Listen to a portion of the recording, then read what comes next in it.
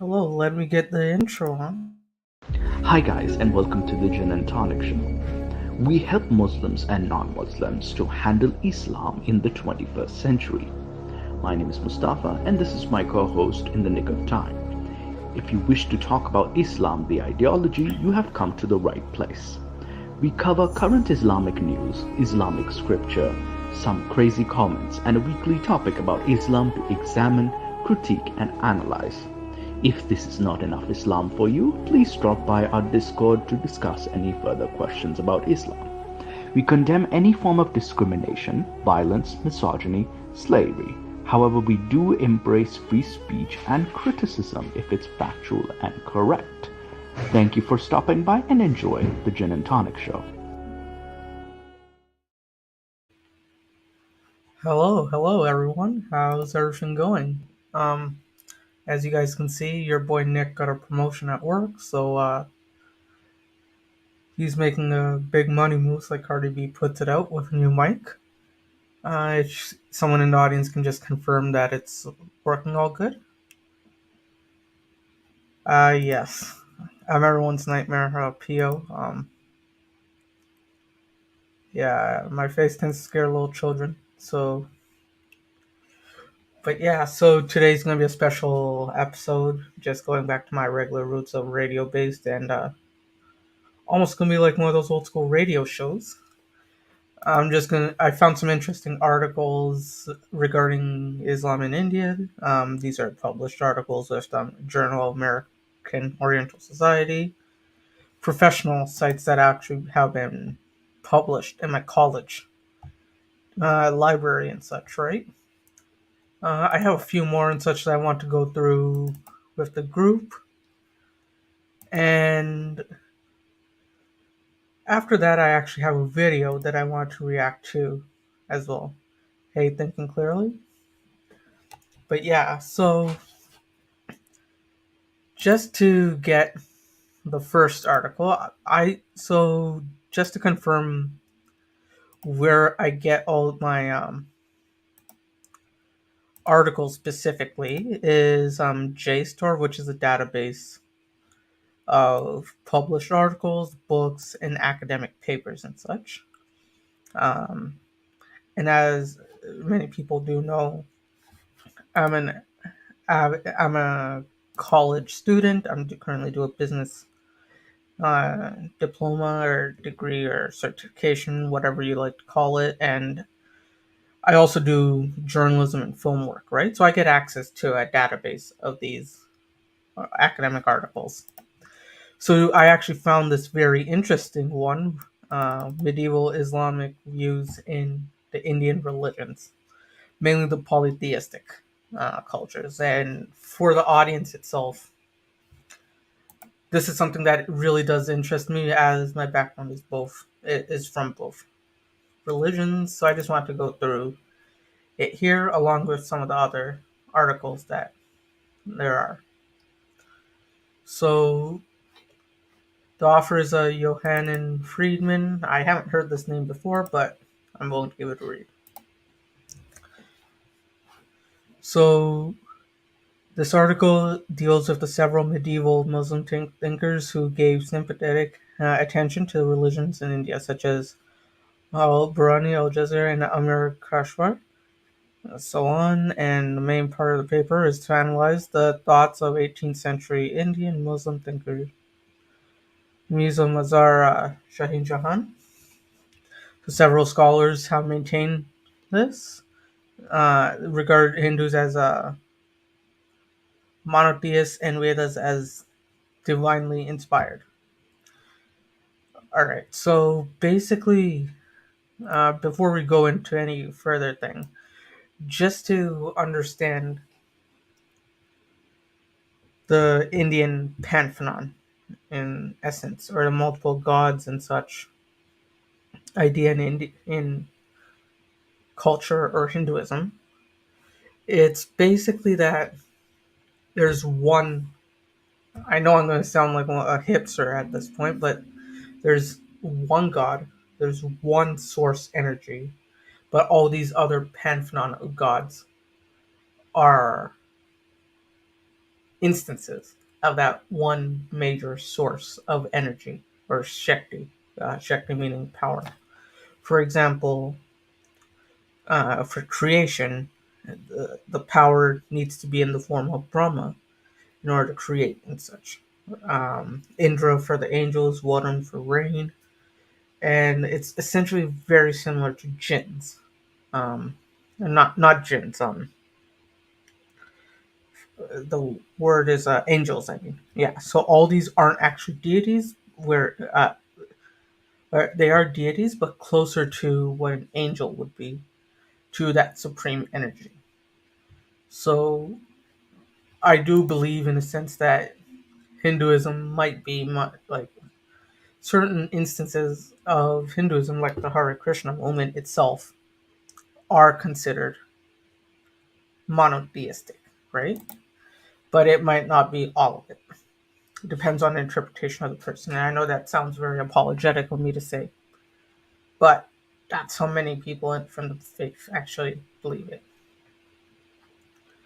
So yeah, idolatry is a huge aspect in Hinduism, and like it mentions here, I do have to agree with it that it was the first country with idolatry, right?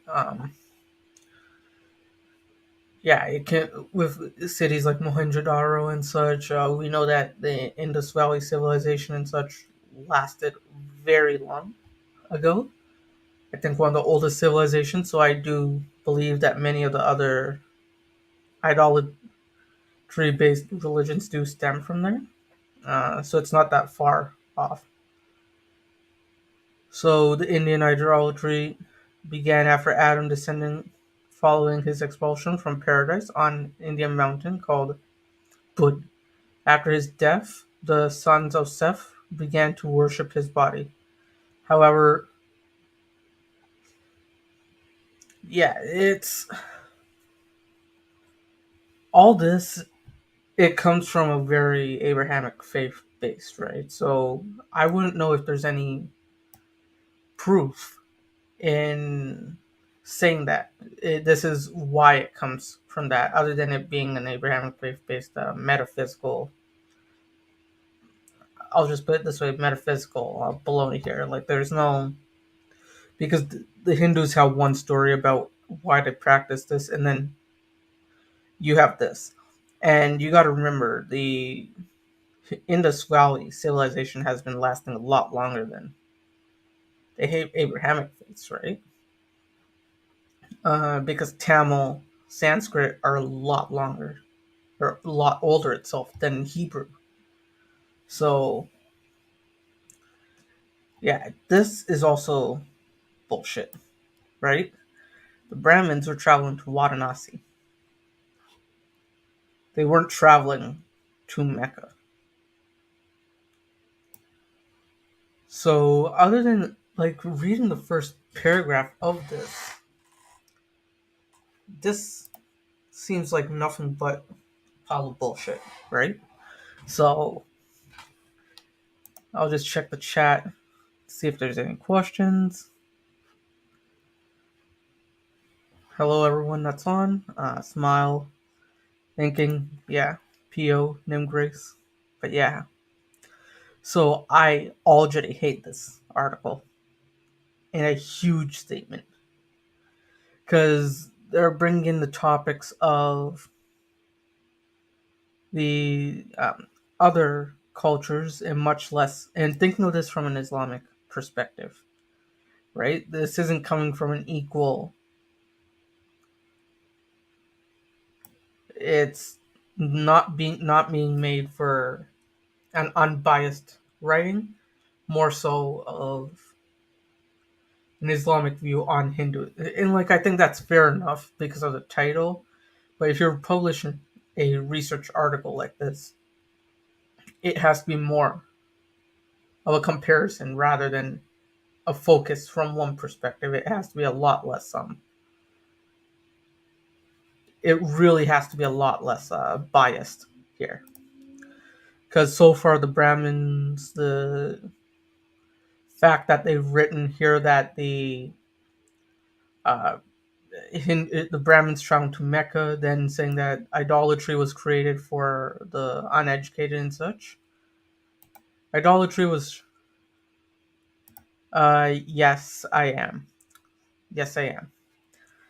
Today, the WWE pay per view show is on. I fortunately have the pay per view paid so I can watch it at home. Moose does not, so he's a bit busy today. So, yeah. Yeah, so, you know what? For this, I'll put up a.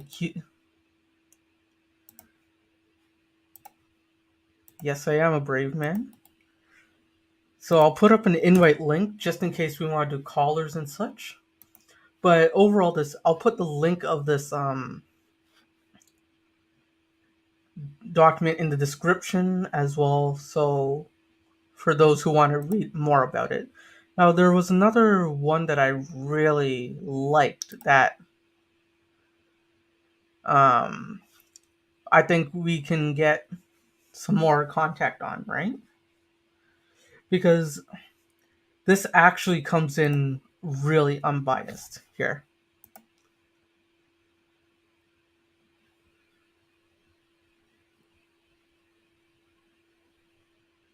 So, how do I share my screen here? All right, so the window right here. So, yeah, this is the cultural, intellectual, and history of Indian Islam. And it does come in from an unbiased perspective here. So the sub-Himalayan continent is practically vast and varied as Europe itself. Very true. Even currently, uh, everyone thinks the official language is Hindi or English. No, we just have 22 regional languages that are most popular. We don't actually have a national language, right? So most people, it's just that most people speak their regional language, Hindi and English. Um, One of the facts that I actually found funniest was that there's more English speakers in India than there are people in North America. So it's a very diverse country there. And this line here, um, this line here really does, uh, like, reside with me because you gotta remember the Romans were actually doing trades. The Romans, the Ptolemaic Empire were all doing trades with the Marathas, or not the Marathas, the Satavahanas in India, right? And this was like well before the rise of Islam or any Abrahamic faiths. The Greeks, Macedonians came all the way to Punjab, and then you had King Melinda. I forgot the name of the kingdom, but it was one of Alexander's satraps. After he died, it was the Indo-Greek, not the Indo-Bactrian, but the Indo-Greek civilization. There, King Melinda actually was in a fight with the Maurya Empire. You might know you might know Ashoka the Great. So they were actually in a dispute, and he actually traded 500 war elephants for that, right? And this was near Rajasthan. All came all the way into the current Maharashtra state of India. So there were huge trades that were going on. Many of the spices that you see were being traded to Rome from India, right? So they had knowledge about a lot of the things that when people say, "Oh, they're very new" or such, India was already very advanced by this time, right? They already discovered zero. They were already doing surgeries and such down there, and many of the things that seem like common knowledge were considered miracles in the Abrahamic faiths, right? So can't we perceive that it says that in that saying of the prophet when he had received a delegation, the Yemenite tribe, he asked, "Who are these people who look like the people of the inn? or when a Yemenite deputation had gone to Ctesiphon to help for. The hell was this? All blurry. Alright, let me just stop sharing to see if it actually fixes it. But yeah, so I'll put the link up as well. I don't think this is really working for this. But yeah, it's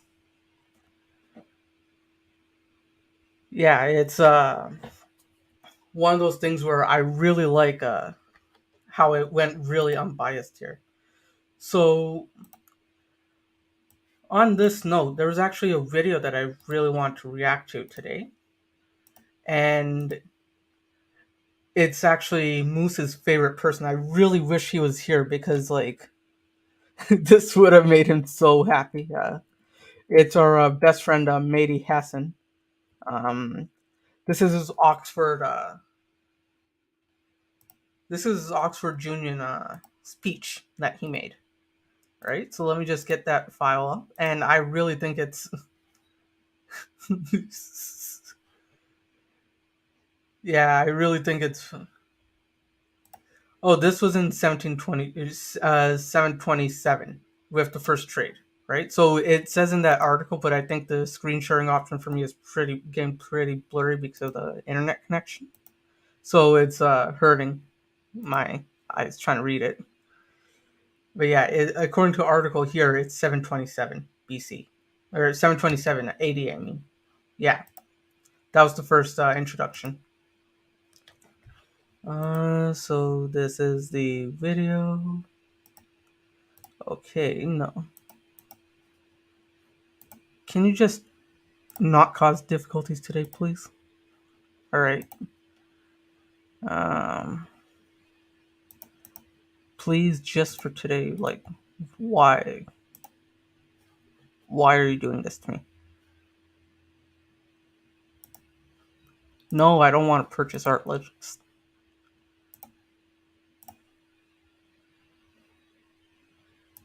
Well, maybe.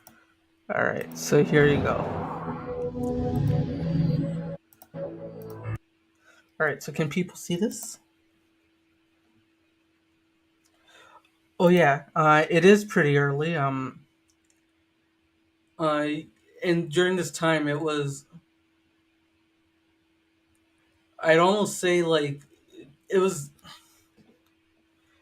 The reason why is because many of the spices many of the trades that happened in the Persian Empire or Arabia,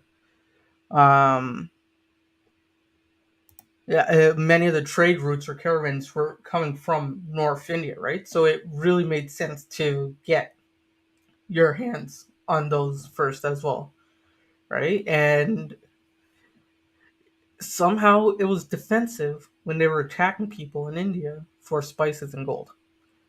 They were defending themselves. So yeah, can everyone see the video that I have up here? Can. All right, so let's just.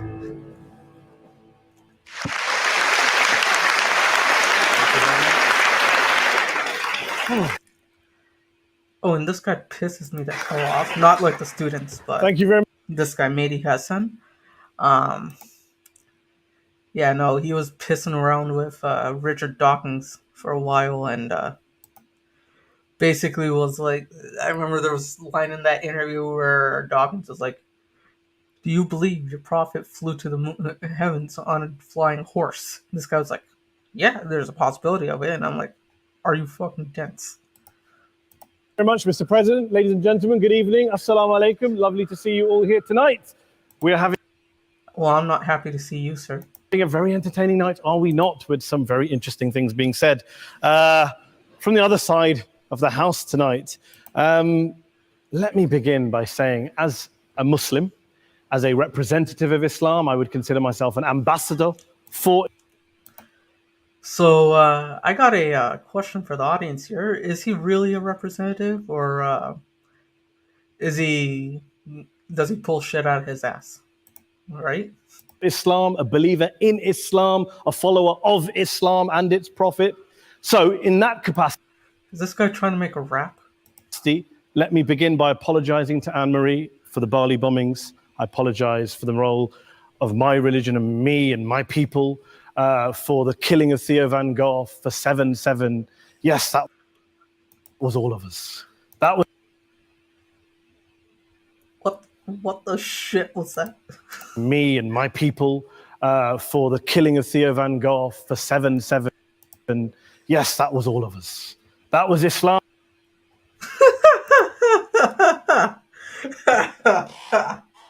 Yo, this guy's a troll.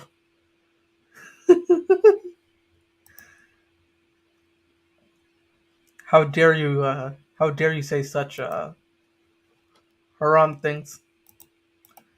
He's a representative of Islam. How dare you say that? Yeah, I know the amount of sarcasm this guy could not have said it more sarcastically. Holy shit. And that lady was so melodramatic, like, oh, I accept your apology. That was Muslims, that was the Quran. I mean, astonishing claims to make in the very first speech tonight on a day like today, where the Conservative Prime Minister of the United Kingdom is having to come out and point out that these kind of views are anathema. And I believe... Well, if it isn't for the damn blasphemy laws that are there, because we had an imam basically say, you can't say anything that offends someone. Well, me sitting here just, let's say I don't like the movie Kashmir Files. That's gonna offend hundreds of thousands of people. I'm like, I agree with the message. I don't like the movie, and they'll still hate me for it, right? Just not liking the movie. So it's,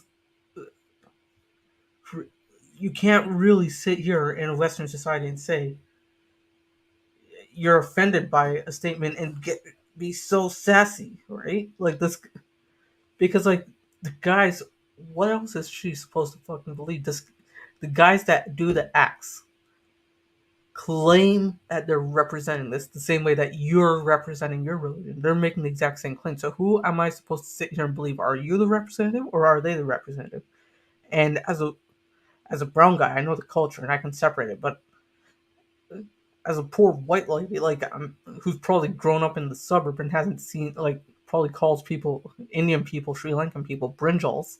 Like this lady probably hasn't seen anything, right? So if she's making that claim, why are you being so defensive about it and offended when those guys claim that they're representing the religion? Oh yeah. He's a huge victim. If you're trying to stand And I'm the victim now for having to listen to this bullshit.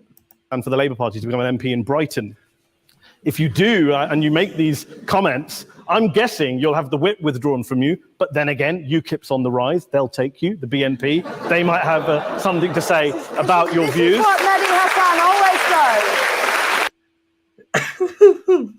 By the way, You just on a always do. factual point, since we heard a lot about the second speaker, about how backward we Muslims all are, on a fact. Yeah, no, this guy's full of shit, like being a professional victim. Alright, it's your turn. Are you going to spend your time talking shit about another person, or are you going to actually present? Factual point. You said that Islam was born in Saudi Arabia. Islam was born in 610 AD. Saudi Arabia was born in 1932 AD. So you were only 1,322 years off. Not bad. Not bad start there. Talking of... If I say Hinduism was born in India, India didn't fucking exist until 1947. Everything else was frickin' princely states. Right? But I don't get offended when someone says, oh, Hinduism was born in India. This isn't the WWE. Get on with your fucking point. of maths, by the way, a man named Al-Khwarizmi was one of the greatest mathematicians of all time, a Muslim, worked in the golden age of Islam. He's the guy who came up with not just algebra, but algorithms. Without algorithms, you wouldn't have laptops. Without laptops, Daniel Johnson tonight wouldn't have been able to print out his speech in which he came to berate us Muslims for holding back the advance and intellectual achievements of the West, which all happened without any contribution from anyone else other than the Judeo-Christian people of Europe. In fact, Daniel David Levering, the author of the Pulitzer Prize... All right, so again, I'll put up the invite link in the chat, anyone who wants to jump on. But my point on that is, what have they contributed since the Industrial Revolution? Nothing. Zero. Right? Like, it seems like a scene from The Dictator, like, yeah, the government, like, not even The Dictator, it's Borat. The movie's called Borat, right? Ali G or Borat. Yes, the government scientist, he set the woman's brain half small. Like, yeah, it's... Oh, yeah. It's like, you're talking about a book that basically says semen comes from the fucking ribs. It comes from between the backbone and the ribs. Then you're also dealing with a book that says mountains were placed on top of the earth like paperweights. Like, come on now, I don't need you to tell me about scientific advancements or contributions. Alright, Golden Age, they were probably doing what you're telling me. I don't sit here and start bitching about Hinduism inventing the zero and surgeries and such, right? Like, what? That was thousands of years ago. What are they contributing now? In the last 100 years, right? Other than oil, which was found there by luck, millions of years ago, plants and animals died and turned into oil for you to use, right? Like, winning historian and author of The Golden Crucible points out that there would be no Renaissance, there would be no Reformation in Europe without the role played by Ibn Sina and Ibn Rushd and some of the great Muslim theologians, philosophers, scientists in bringing Greek texts to Europe. As for this being our university, I will leave that to the imagination as to who is our and who is there. I studied here too. An astonishing set of speeches so far making this case tonight. A mixture of just cherry-picked quotes, facts and figures, self-serving, selective. Oh, well, don't you guys do the same bullshit too? Right? Like, you sit there on your high horse. Yeah, that's a fair point. That's true.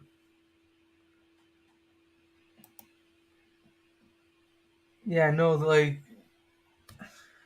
this guy cherry picks, oh, it's a peaceful religion. They can't even finish a damn verse, right?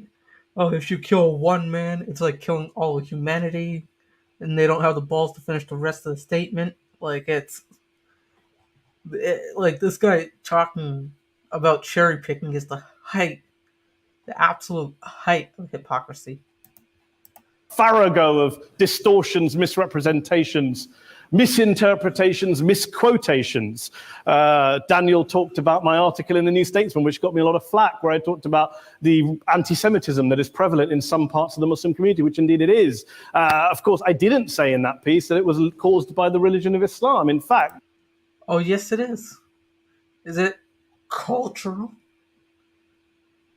Why is it when Islam goes to a certain area, it has a problem with the person there and wants to...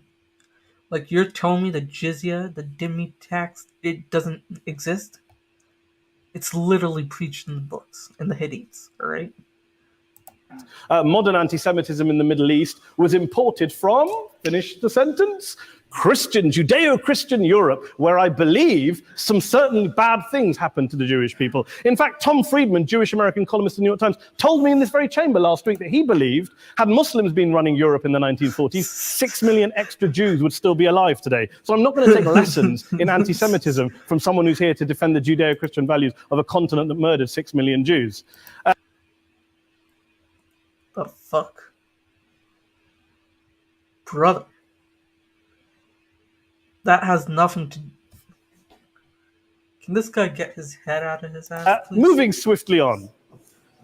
Yeah, moving swiftly on so you don't get caught. Moving swiftly on. Yes. Listen here, other story, Emma Watson. Like, can you stop with this overactions, please? You're not going to win an Emmy, all right? Calm yourself. Absolutely. Well, I'm about to make that point. No, I'm about to make that point. You're right. Third of 6 million Jews. was that? Moving swiftly on. Moving swiftly on. Yes. Absolutely. Well, I'm about to make that point. No, I'm about to make that point. You're right. Yeah, no, he caught it there. Yeah.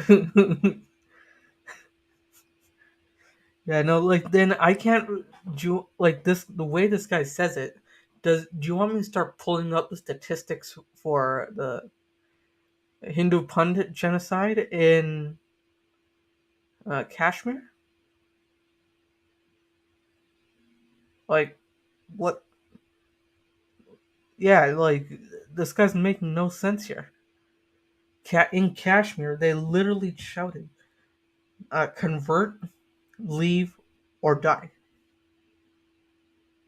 Right?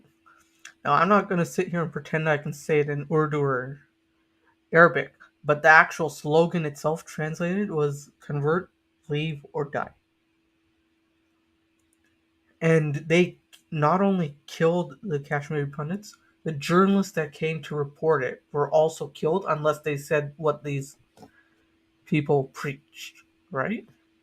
Like, they were genocided. Yeah. So this, I do not understand why this guy's being such an apologist. I agree with you. I agree with you 110%. That is my point. I don't think Europe is evil or bad. I'm a very proud European. I don't want to judge Europe on the basis.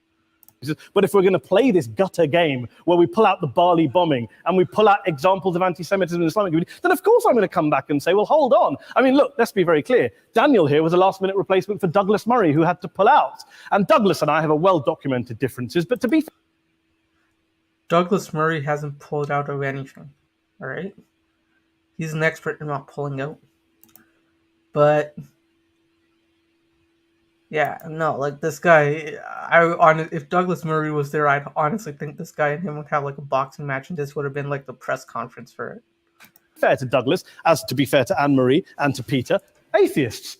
Atheists see all religions as evil, violent, threatening. What the problem I have with Daniel's speech is that Daniel comes here to run this robust defense of Christianity, forgetting that his fellow Christians, people who said they were acting in the name of Jesus, gave us the Yeah, well, that's why atheist thinks.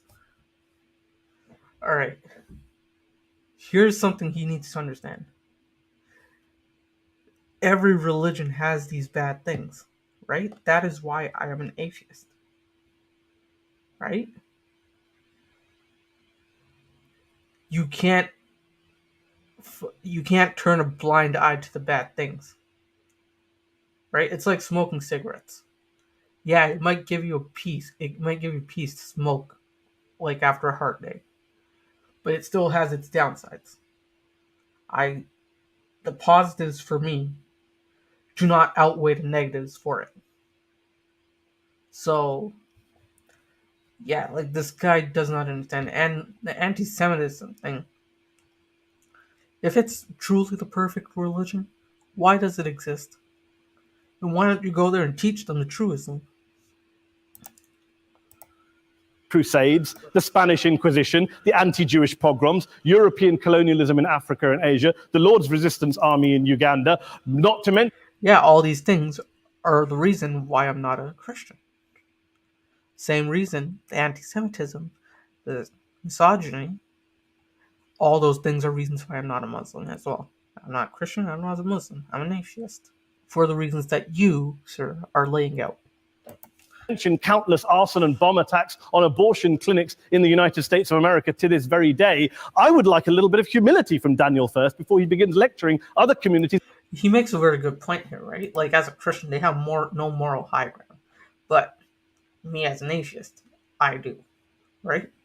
So, and other faiths on violence, terror, and intolerance. But no, thank you. Some water. the sass on this guy.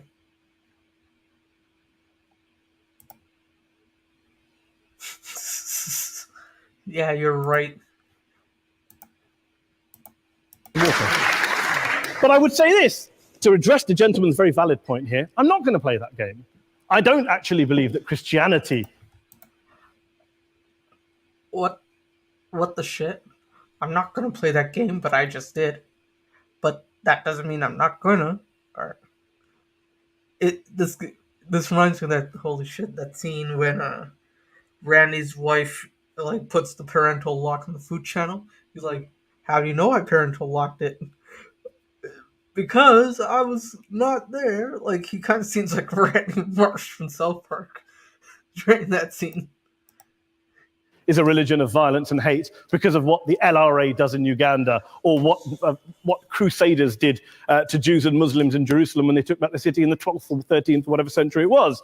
I believe that Christianity, like Islam, like pretty much every mainstream religion, is based on love and compassion and faith. I do follow a religion in which 113 out of the 114 chapters of the Quran begins by introducing the God of Islam as a God of mercy and compassion. I would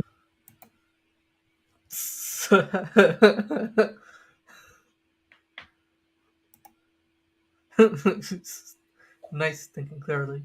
Imagine using the defense in court. How can you accuse me of murder? Yeah, I stabbed him to death, but that guy over there killed someone too. So I'm innocent, right? Yeah, no, this guy's... He annoys the shit out of me. Would not have it any other way. I don't follow a religion which introduces my God to me as a God of war, as some kind of Greek God of wrath, as a God of hate and injustice. Not at all. As Adam pointed out, you... All right. So then why does it preach for you to treat... Why does it say, Fadra Bahuna, beat your wife, or treat her as your right hand possesses? Right? Or why does it tell you to make people that you conquer pay protection tax? Where are they being protected from? You. Right? It's not. It might seem that on the front. For the people in India, you might get this. But there's an old movie, probably from the 90s or the 80s, in South India, called Pushpaka Vimanam, and it's a great movie, silent film, no words or no dialogue spoken in it. Basically, the main lead wants to get rich one day, and some rich person goes into a hotel room, so he basically ties the dude up, gets him drunk every day, and steals his like suit and money and such, and goes out and becomes rich. Basically, that dude needs to get rid of the guy's shit that he tied up, right? And what he does is he basically packages that shit in a nice gift wrapped birthday box, essentially, and gives it to some random person on the street at the bus stop. That is essentially what this guy's doing right now. So yeah, it's... Yeah, and that's what gets... Because, like, I was able to see the shit inside of the gift box, but all these people, I'm pretty sure, cannot see that. You go through the Quran and you see the mercy and the love and the justice. And yes, you have verses that refer to warfare and violence. Of course it does. This is not a motion about pacifism. I'm not here to argue that Islam is a pacifist. The fuck? My religion preaches peace when it's not preaching violence and war? Pacifistic faith. It is not. Islam allows military action, violence in certain limited contexts. And yes, a minority of Muslims do take... And O.J. Simpson was mostly peaceful until he was killing the girl. Like, yeah, every murderer was mostly peaceful until he was stabbing someone. If you're true, like, why doesn't... Let's take Ashoka the Great. After the War of Kalinga, he didn't fight a single battle. right? Ashoka converted to Buddhism and did not conquer, did not fight, took away many of the death penalties under his kingdom. When a religion can be that peaceful, like Buddhists or Jains, why doesn't your religion take that route? Why does it need to have such war and such? Why couldn't your all-powerful God just say, don't fight, like the Buddhist deity or the Jainist deity, the Jain's deity said, right? Mahavir or the Buddha, right? And were your conquests in the Iberian Peninsula self-defense? No, right? Get out of that context. But is it religious? We talked about Woolwich. Motherfucker, you just said it was in your book. It was written in your goddamn Quran, according to you. And come on, man, you can't contradict yourself in the same sentence. I thought you went to Oxford. Daniel and Anne-Marie have suggested that it's definitely religion that's behind all of this. Well, actually, Well, make up your goddamn mind. You said it has some verses regarding that. How is it not your religion here?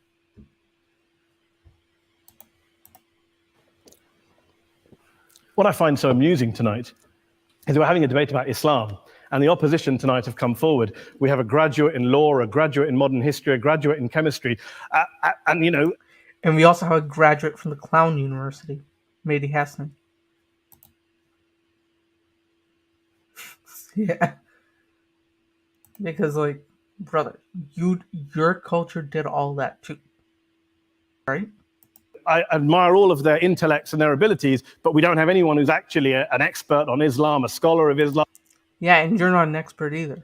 I'm a historian of Islam, a speaker of Arabic, even a terrorism expert or a security expert or a pollster, let alone to talk about what Muslims believe or think. Instead, we have people coming here, putting forward these views, putting forward these sweeping opinions. Listen to Professor Robert Pape of the University of Chicago, one of America's leading terrorism experts, who, unlike our esteemed opposition tonight, studied every single case of suicide terrorism between 1980 and 2005, 315 cases in total. And he concluded, and I quote, "There is little connection between suicide terrorism and Islamic fundamentalism or any of the world's religions. Rather, what nearly all suicide terrorist attacks have in common is a specific secular and strategic goal to compel modern democracies to withdraw military forces from territory that the terrorists consider to be their homeland." And the Well, yeah, there's probably, like, you gotta remember, there's probably some political aspirations. But if you're gonna sit here and tell me that Islam doesn't want a political, like, aspirations, like, because, like, you gotta remember, they want Sharia for the government. If you're gonna sit here and tell me that that's not political, there are a lot of these conflicts are politically motivated. But it's in the book. You said it, that it's in the book to have these conflicts for that political aspect. And I don't need some you goddamn said it. The irony is, when we talk about terrorism, the irony is that the opposition and the Muslim terrorists, the Al-Qaeda types, actually have one thing in common, because they both believe that Islam is a warlike, violent religion. They both agree on that. Bro, I don't... You gotta remember, I was against that invasion. Right? Most atheists are. And you haven't made a solid point. Like, other than attacking the people that came before you, you haven't made a single point. They have everything in common. Osama bin Laden would be nodding along to everything he's heard tonight from the opposition side. He agrees with them. The fuck? The problem is that... Sorry, guys. My neighbors were walking past outside. Thought they need something. But yeah. Mainstream Muslims don't. The majority of Muslims around the world don't. In fact, Let's fact check that.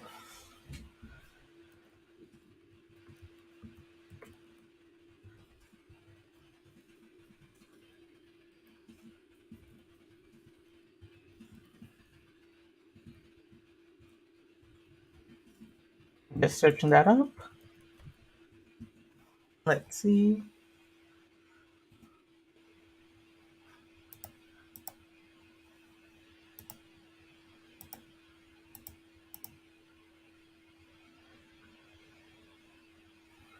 So,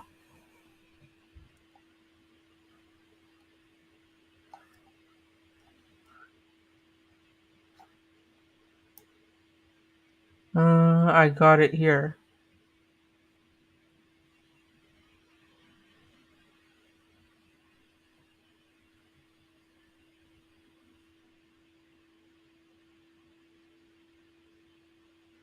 So, in the Pew Research, yeah, so there's this Pew Research article I got here. Let me just share the screen.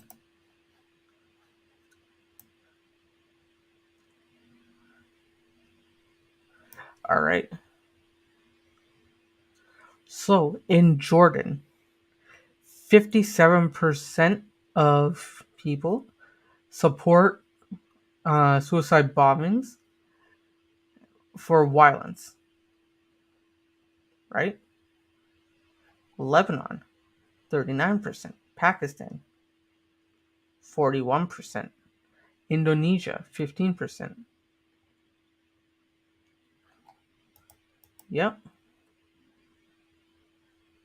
And then let's take a look at Jordan. Support or confidence in Osama bin Laden. I'm going to share my screen. Oh, shit. I'm not sharing this. All right, so let me just share that statistic. All right, so here. Confidence in Osama bin Laden. These numbers are intense, right?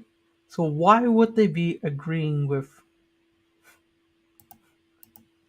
Yeah, and that's from Pew Research, so that's not a majority. That's not a minority. That's a majority of it. So let me just go back to that video here. Gentlemen here started quoting all sorts of polls. Gallup carried out the biggest poll of Muslims around the world of 50,000 Muslims in 35 countries. 93% of Muslims rejected 9/11 and suicide attacks. And of the 7% who didn't, they all, when polled and focus grouped, cited political reasons for their support for violence, not religious reasons. All right, so I showed my proof in the link that I just screen shared. Can this guy provide his proof? And as for Islamic scholars and what they say, well, Daniel talks about our University of Oxford. We'll go down to Oxford Centre for Islamic Studies, get hold of a man named Sheikh Afifi Al-Akiti, who is a Wait, is that a real name?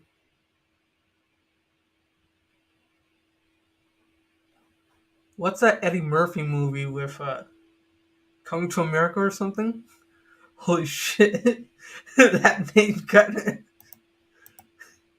massively well-credentialed and well-respected Islamic scholar who has studied across the world, who in the days after 7/7 published a fatwa denouncing terrorism in the name of Islam, calling for the protection of all non-combatants at all times, and describing suicide bombings as an innovation with no basis in Islamic law. Go and listen to Sheikh Tahir al-Qadri, one of Pakistan's... Well, we had Moose and I actually interviewed a special guest. I think the last episode we reviewed that.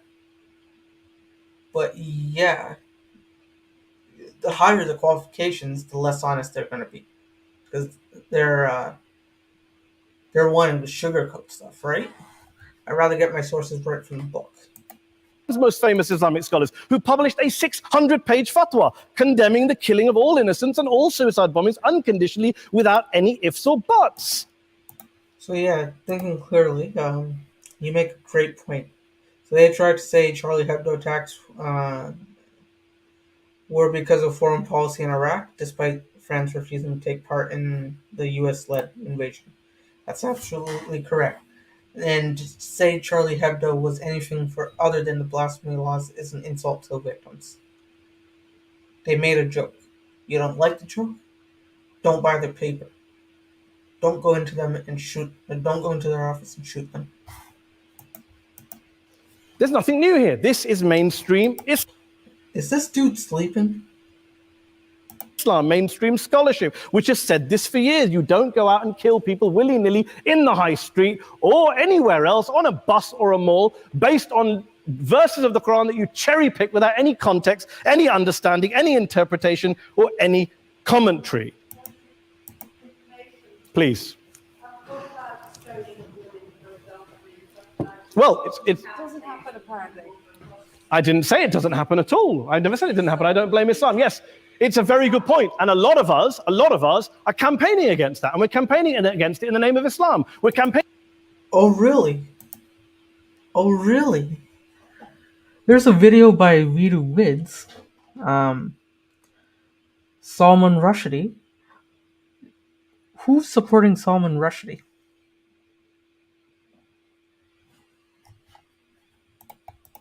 Campaigning against it in the name of various interpretations of Islam. Anne-Marie comes and scares us with her talk of Sharia law. I would like to see the book of Sharia law. It doesn't exist. People argue over what Sharia law is. And you empower the extremists by saying there is only one version. You empower them all. Yeah, no, it's this guy doesn't know what the hell he's talking about, because if what he says is true, then there's going to be, how many Muslims are there? 1.6? There's going to be 1.6 versions of Sharia. How do you get this correct one? I don't believe you took any interruptions, Anne-Marie, so I think you should stay there for a moment. Several countries. Here's what we're dealing with. The guy, the amount of sass coming out of this guy is insane.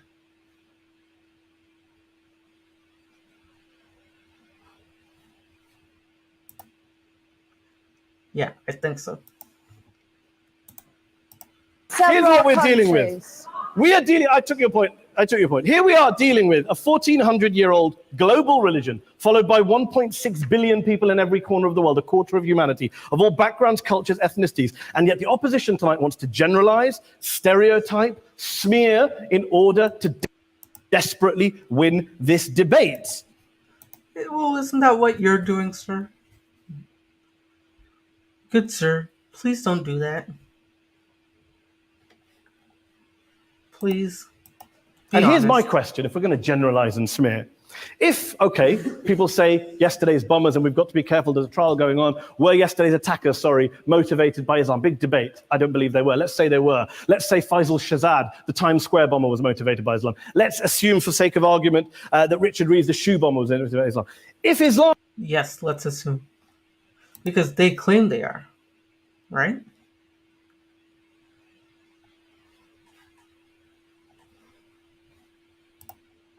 And he's proud of it. But yeah, like, the thing is, those guys claim that they were for it, right? Who are you to take away what they claim? If you're saying anything other than what they're saying, you're trying to twist the facts here. Islam is responsible for these killings, if Islam is what is motivating these people, and Islam is therefore not a religion of peace, a religion of war, then ask yourself this question: why aren't the rest of us doing it?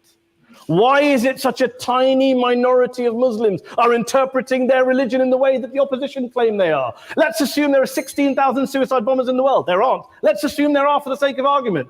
That's 0.001% of the Muslim population globally. What about the other 99.99%? Because they're not smart enough to make it. Of Muslims who the opposition tonight either ignore or smear. The reality is that the rest of us aren't blowing ourselves up tonight. The reality is that the opposition came here tonight not worried. All right, so my main argument will be for, okay, so let's say if my current self, goes to Saudi Arabia, what's my punishment? Am I going to be shown mercy? No. So yeah, this guy's not fun. I'm not enjoying this right now.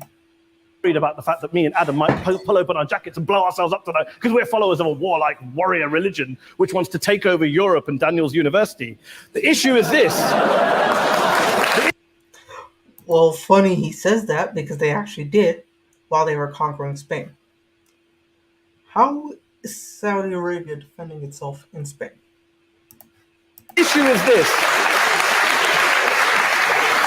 Unless the opposition can tell us tonight, and Peter Atkins is here, one of our great atheist intellectuals, can tell us tonight, can answer this question tonight, why don't the vast majority of Muslims around the world behave as violently and aggressively as a tiny minority of politically motivated extremists? Then they might as well give up and stop pretending they have anything relevant to say about Islam or Muslims. That would be the main discussion point here, right?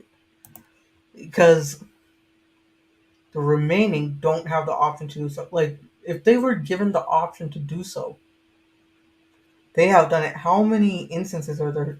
Like the Sri Lankan guy who got lynched, right? If they have no fear,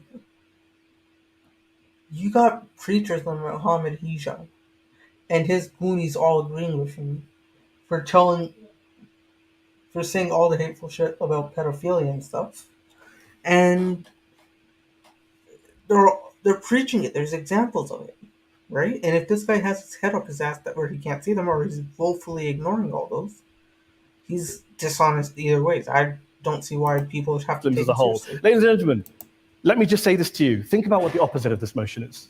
If you vote no tonight, think about what you're saying the opposite of this motion is. That Islam isn't a religion of peace, it's a religion of war, of violence, of terror, of aggression. That the people who follow Islam, me, my wife, my retired parents, my 6-year-old child, that 1.8 million of your fellow British residents and citizens, that 1.6 billion people across the world, your fellow human beings, are all followers, promoters, believers in a religion of violence. Do you really think that? Do you really believe that to be the case? They say that in the Oxford Union, the most famous debate was in 1933 when Adolf Hitler looked out for the result of the King and Country motion, where they voted against fighting for king and country, and Hitler was listening out for the result. Well, tonight, 80 years on, there are two groups of people around the world who I would argue are waiting for the result of tonight's vote. There are the millions of peaceful, non-violent...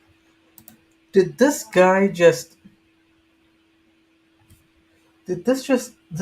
compare that to what Hitler did?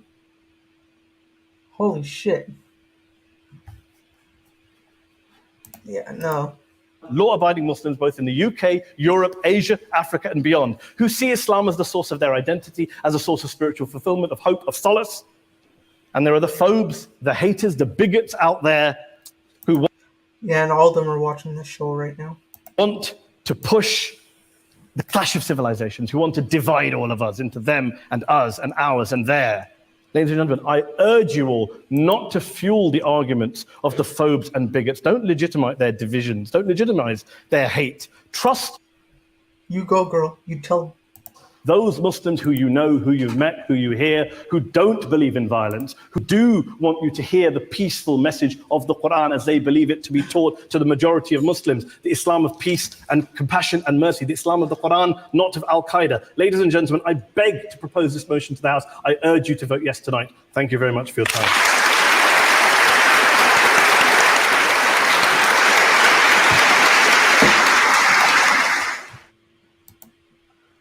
Yeah, so that's like, I don't like this guy.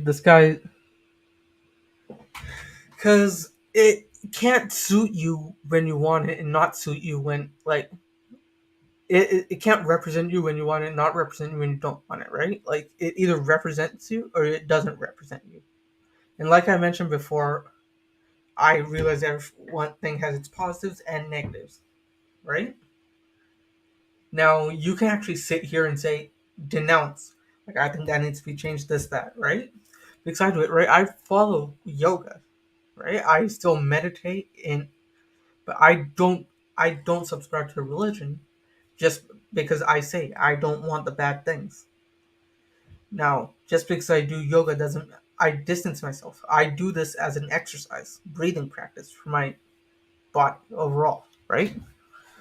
It's one of those things where this guy needs to get his head out of his ass because he can't say it represents him. For me, example, I'll say Hinduism never represents me because I don't want the good things or the bad things of each side, right? Or I don't want the bad things to represent me, and I just can't say I want the good things, but like turn a blind eye to the bad things, right? So I just say I don't want it to represent me overall, and this guy doesn't do it. Yeah, so I'll put the link in one more time. So for the next few minutes, I'm gonna be doing like almost like a. This is something Moose and I wanted to try as well. When he was on, and we had some good things come out when we were doing the audience question and answers or in such a. Even though we haven't been doing it for like the past 2 or 3 weeks, I put the link in the chat. Just click on it and jump in. Any questions you guys want to ask about the show, any future suggestions, or just have a chat regarding what we watched today, I'm open for it. And yeah, just any questions regarding my background for this as well. And again, so what I was discussing was just my point of view on both of these, and I'm sorry for technical issues on my side. And when I have the article up, unfortunately, I can't really read anything. But yeah. Oh, and another thing that I really wanted to bring up. Let me see if I can find that one.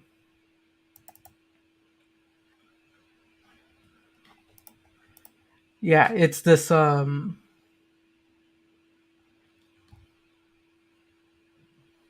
yeah, so this in India, it's an article on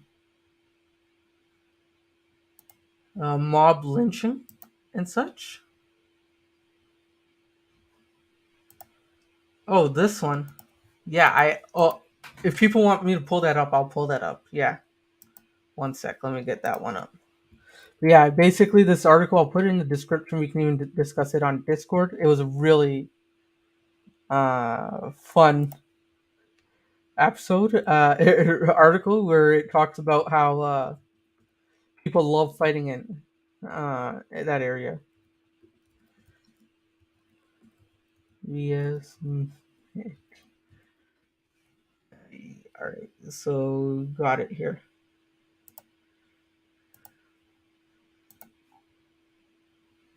Let's.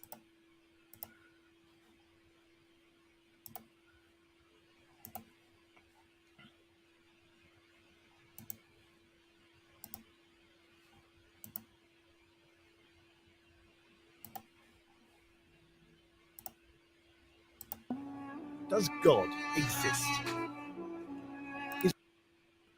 There's the same. Richard Dawkins will say this in the same video, but there's an equal chance that there is a God as there are for leprechauns and unicorns. Is religion a force for good or evil? No, it isn't. Can religion and science go hand in hand? No, they cannot. You cannot simultaneously believe that God created the Earth 6,000 years ago, while you're believing that evolution took millions of years. To find Because there's trees that live longer than 6,000 years. some answers, I've come to Oxford, home to the oldest university in the English-speaking world, and the place where I studied as an undergraduate. One of the I need to find the admissions officer that let this guy in. jewels in the city's crown is the Oxford. Yeah, for people who don't know me, I actually applied. In high school, I was quite the nerd, as you can tell. I got denied, yet somehow this idiot got in. So, Oxford Union, the Yeah. debating chamber that's witnessed such legendary orators as Winston Churchill, Benazir Bhutto, and of course, Kermit the Frog. I've come back to the Union today to sit down why is he watching Kermit the Frog? Isn't that Cher? with the world's most famous atheist, Professor Richard Dawkins, to put faith on trial and to ask, is religion evil? Yes, it is. What's this intro? Holy shit. Muslims riot in protest against a truly awful film demonizing Islam. Dozens are killed. The Quran is found guilty can be A burned. Christian pastor in Florida tries to burn a copy of the Quran and ignites global pandemonium. So he can cherry pick stuff like that, but I can't bring out stuff like the Kashmir genocide and such. Even Buddhists are at it, attacking the Muslim minority Rohingyas in Western Burma. And of course, the conflicts plaguing the modern Middle East are often blamed on ancient hatreds between the children of Abraham. Remember 9/11? Was this religiously inspired terrorism? Thousands died. Yet It's been staged by the CIA. Jet fuel can't burn. Jet fuel can't burn steel and beams. here's the thing. Societies without faith haven't fared much better. Communism banned all religions, as Joseph Stalin and Mao Zedong systematically slaughtered millions of But their one own. can say that communist culture is also religion, isn't it? Is science any better? Since Galileo and Darwin, scientists have sought to stamp out ignorance and unravel the mysteries of the universe. But science has also poisoned the environment, unleashed killer. Jesus Christ, what are you saying? And no scientist wants to cut. Scientists are the ones that are trying to fix climate change. It's the fucking religious Republicans that are denying it. Humans can't remove what God made, or whatever bullshit lines that they use. God intended for me to breathe, so I don't want to put a mask on. Yeah, where have I heard this argument before? Not from scientists. Scientists want you to wear a mask and want you to stop polluting. Killing on an industrial scale, and now threatens our entire planet. My guest today, however, stands firmly on the side of science and has provoked controversy with his. He talks about standing for science almost as if it's a bad thing. Science is just a viewpoint of, not even a viewpoint. It's just a tool that we use to measure what, like, factual natural laws and properties. Right? Science is saying if I pick up my phone and drop it, it's going to land on the table. Right? Gravity, that's physics. Evolution, we see genes mutating, that's evolution or genetics. Right? Like, you see atoms bonding, you see, it's chemistry. It's what you see around you and a measuring tool for that. Attacks on religion. Ladies and gentlemen, Professor Richard Dawkins. One of the most prolific thinkers of his generation, he shot to fame in the 1970s with his research into genetics, and his book, The Selfish Gene, transformed evolutionary biology. His most famous work, The God Delusion, sold millions of copies and has been translated into more than 30 languages. Richard, thanks so much for joining us here on Al Jazeera. Before we go any further, I just want to check something. Are you an atheist? For all practical purposes, yes. Nobody can actually say for certain that anything doesn't exist. But I'm an atheist in the same way as I'm an a-leprechaunist and an a-fairyist and an a-pink unicornist. So you're not. Perfect. Normal distribution, anything is possible. I learned this in statistics. And I have to agree with Dr. Dawkins here. 100% sure God doesn't exist, but you're sure enough to make it practically. I'm as sure as you are sure that fairies and leprechauns don't exist. And do you see an equivalence between the idea of God and the idea of a fairy and a leprechaun? The evidence for both is equally poor. Yep. You say in The God Delusion, one of my favorite sentences that jumps out of the page, that the God of the Old Testament is a petty, unjust, unforgiving control freak, a vindictive, bloodthirsty ethnic cleanser, a misogynistic, homophobic, racist, infanticidal, genocidal, filicidal, pestilential, megalomaniacal, sadomasochistic, capricious, malevolent bully. As a piece of rhetoric, superb. But do you really believe that? I do. Congratulations on getting megalomaniacal right, by the way. Most people fumble on that. Yes, if you've actually read the Old Testament, I think you would have to. And I gotta say, when did Dawkins get his stroke? Because I'm pretty sure this interview was what caused it. right? Like Matey's stupid questions would give anyone a stroke. I might get one just watching this. Agree. It's hideous. It's an anti the God of the Old Testament who is a monster. But also the God of the Quran, the New Testament, the Hindu scripture. Well, Yes. the God of the Quran, I don't know so much about. The Hindu god who chopped off his son's head for saying that his mom's taking a shower. But the God of the New Testament is widely advertised as being a bit more gentle. And certainly, on the whole, he is. There are things about the New Testament that I find, Just in a fixing way, up my head. almost more See? objectionable There. than the Old Testament. Here. But the sheer horror of the character, I said he was the most unpleasant character in all fiction, because I regard it as fiction, of course. And yes, he is. I mean, he's jealous, he's vindictive, he's callous, he's cruel. And yet this is a God Yeah. that is worshipped by, loved by, adored by, followed by millions, billions of... Well, getting whipped hurts, but masochists exist all over the world. So I hope not. I hope that the God that is adored by millions of people is a grown-up kind of God who is I wish a god that's believed by millions of people doesn't want to kill gay people. Or women. no longer. I hope that most people who, the kind of people I would like to know who worship and admire him, regard those stories as not literally true. Now, there are some who do regard them as literally true, and I suspect they either haven't read the Old Testament, or they're not the kind of people I would wish to know, because you do not want to worship a character like that. By all means, worship some kind of great spirit of the universe, some kind of creative intelligence who created the universe, but don't worship this vile, vindictive monster of the Old Testament. Why throw around these sweeping statements about religion? Not the God of the Old Testament, but religion itself Because there's so many goddamn of them that, and they all have the base characteristics. being evil. I mean, do you believe religion is evil? No, But you say plenty of times in this book that religion is evil. You said in a speech famously that I think a case can be made that faith is one of the world's great evils, comparable to the smallpox virus, but harder to eradicate. I do think that, yes. Because what I'm talking about there is faith, where faith means belief in something without evidence.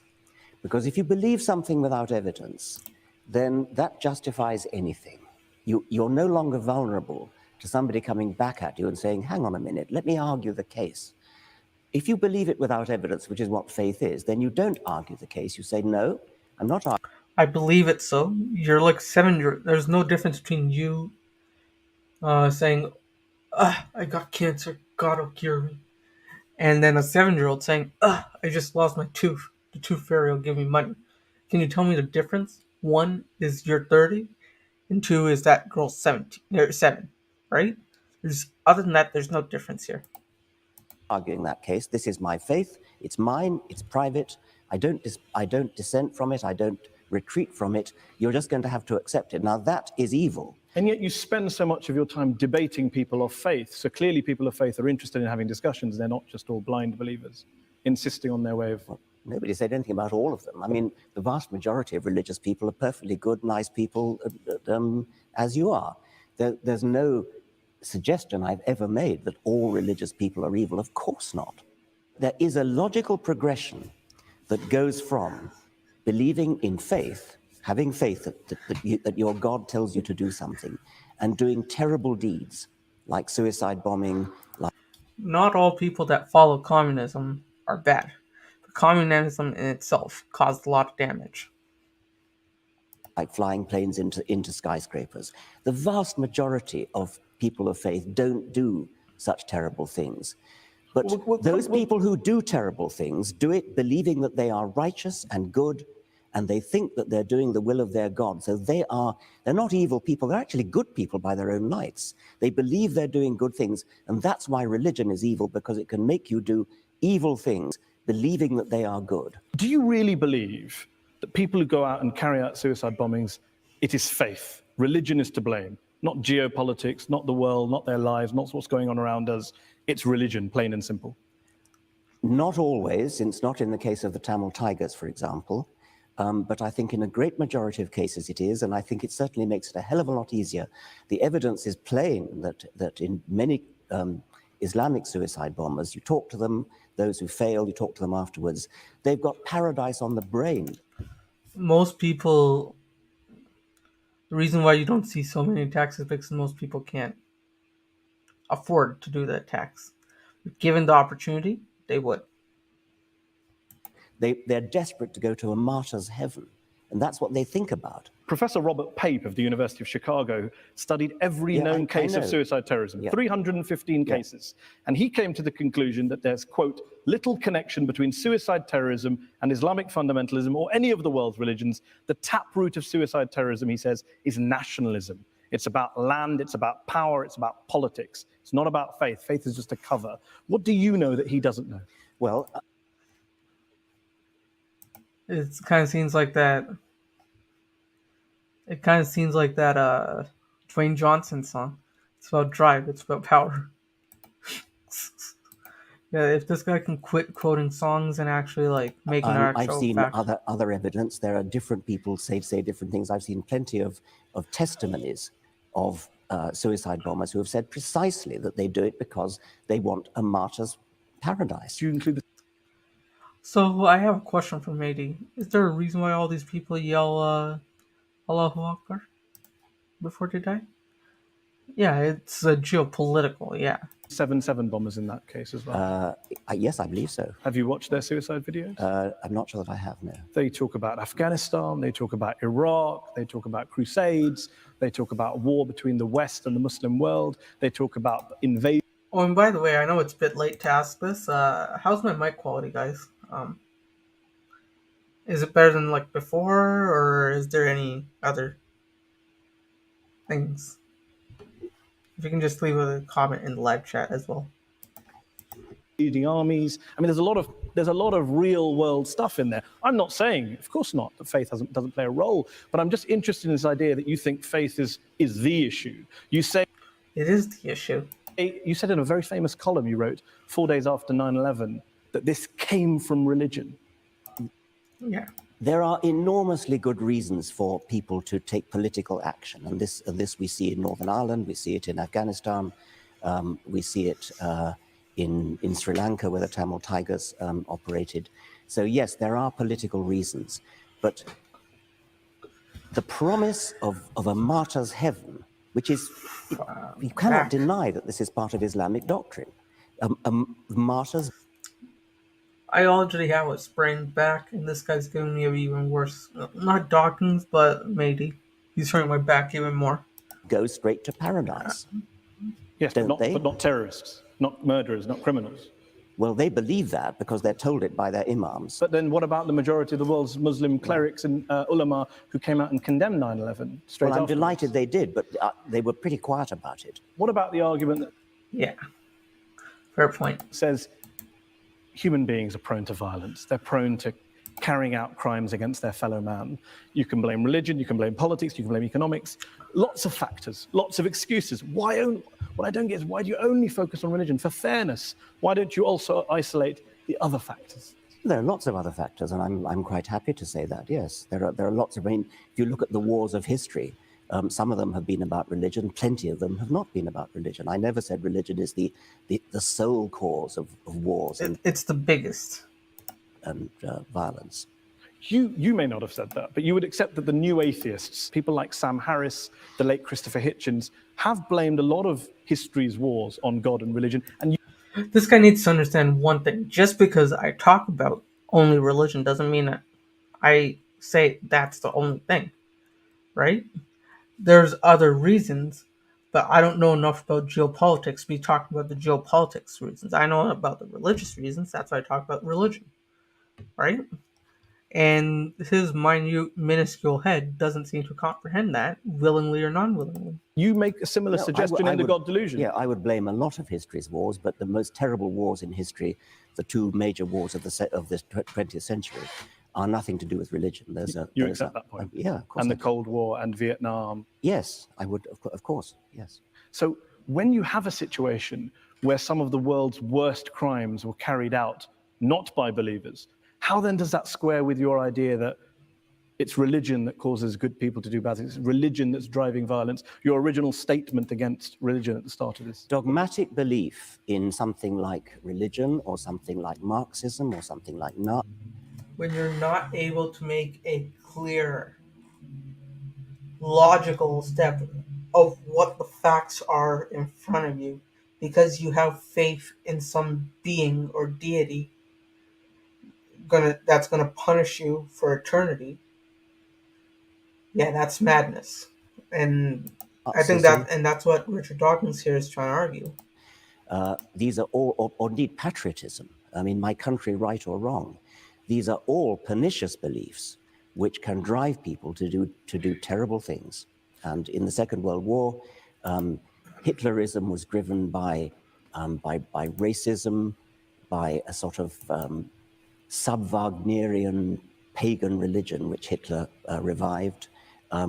Stalin's atrocities were motivated by a dogmatic belief in Marxism. And atheism. No, Marxism. Stalin happened to be an atheist, but he was never motivated The specifically. Soviet Union was not based on scientific rationalism, on the elimination of religion and God. Stalin persecuted the church. Stalin persecuted just about everybody. Yeah, and the man killed everyone. He wasn't racist, he hated everyone equally.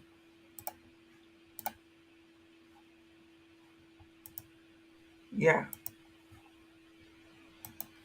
Are you saying that the Soviet Union, the leaders of the Soviet Union, were not driven by a hatred of religion? And They were driven by a hatred of everyone. What does this guy not understand? the belief that science and human progress and materialism was the way forward? So science is not the way forward? Is this what this guy is saying? Like, what the fuck does this guy have against science? They believed that materialism, science, human progress, those are kind of there was a Marxist slant on those words, and they were hideously misused. Mao Zedong, when he invaded Tibet, told the Dalai Lama that religion is poison. The subtext to the late Christopher Hitchens' book was religion poisons everything. Can you blame people of religion for saying, hold on, we've heard these ideas before, that religion poisons everything and it leads in one direction? It's an incidental fact that Mao Zedong and Stalin happened to be atheists. They Incidental, were not. it wasn't core to communism. I think it was not core to communism, no. So when Karl Marx was talking about religion being the opiate of the masses, that was just a throwaway line. Yeah, I mean, that was an out of context statement. I mean, what on earth do you think that's got to do with atheism? I don't know. Let me put a statement in context to you. Albania, one of the world's worst dictatorships, tyrannies that we've seen in the last 100 years. Article 37 of Albania's communist constitution declared, quote, "The state recognizes no religion and supports atheistic propaganda in order to implant a scientific, materialistic world outlook in people." What do you think? Why does this guy hate science so much? He talks about following science as if it's like spawn of Satan. You're saying? I mean, that's an appalling thing to say. Of course it is. Why is that an appalling thing to say? What do you disagree with in that statement? Why would I want to support atheistic propaganda? I support science and truth. But you don't support spreading atheism. I support spreading science and truth. If that happens to be atheism, I support it. I'm not going to start bullying people into being atheist. I'm not going to start... You're not going to make them pay a jizya tax for being religious, are you? You live in an atheist country, you got to pay 14%, 15%, 25% of your salary for protection.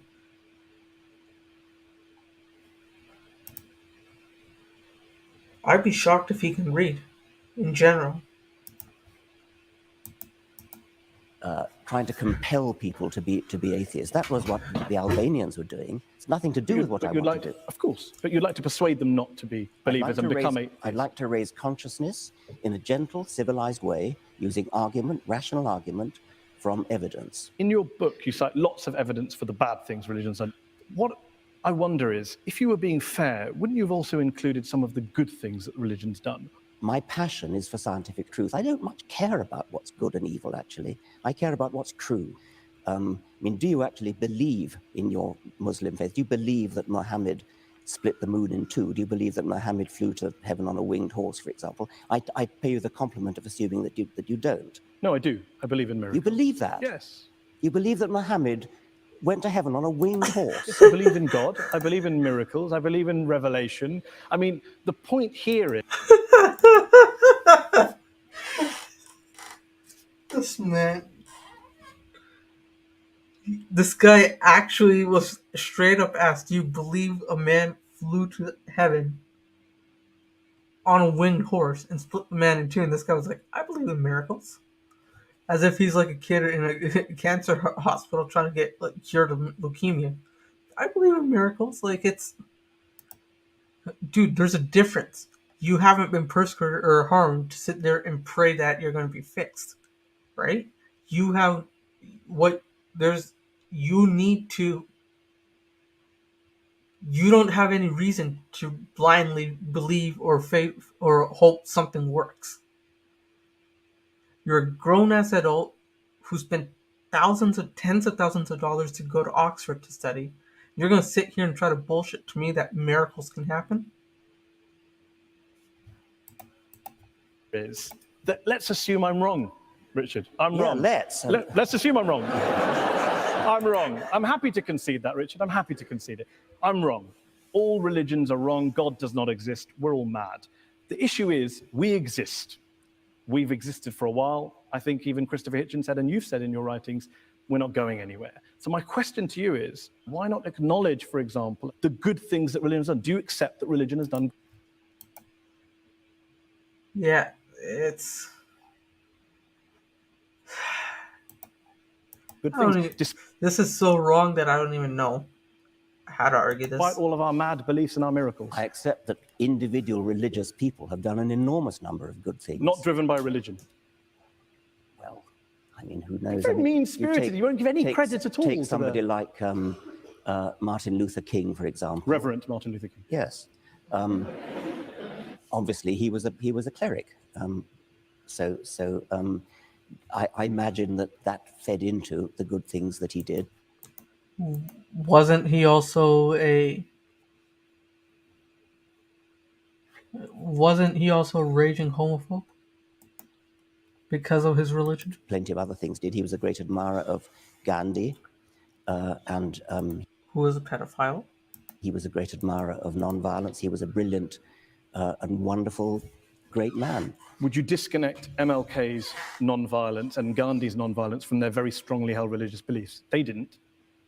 Well, I think it's not a thing that I really care about, actually. I mean, I think they were... You do care about it, Richard. they were You're very saying good that people men. carry out violence in the name of God. And I cite to you an example of very famous people who've done good and non-violence in the name of God. And you say, I'm not interested. If God doesn't exist, then doing something good in his name, it's great that something good gets done, but there's no evidence at all that believing in God makes you more likely to do good things. I can't see any noble, logical connection between being religious and doing good things. Let's concede that God does not exist. Let's concede that religion is false. My problem here is trying to understand why some of the new atheists are so anti-religion when religious people clearly are doing lots of good things and they're doing it in the name of God. Okay. That was the exact point I was going to make, thinking clearly. Can you name me one Islamic person that did that? Never denied that religious people are doing good things and non-religious people are doing good things. I care about what's true. I'm an educator, I'm a scientist, and I want people to understand the truth about the universe in which they live. That's what I care about. And I regard religion as a distraction, and in some cases a pernicious distraction from true education, which I love and value the way you value and love your God. Can you not do both? Well, so long as they don't There's always a contradict divide, each other. Richard. As long as There's they always don't this divide. contradict each other. But if you actually believe Muhammad flew to heaven on a winged horse, that's an anti-scientific belief. And that could be wrong. But that it bloody doesn't- well is wrong. But that doesn't change.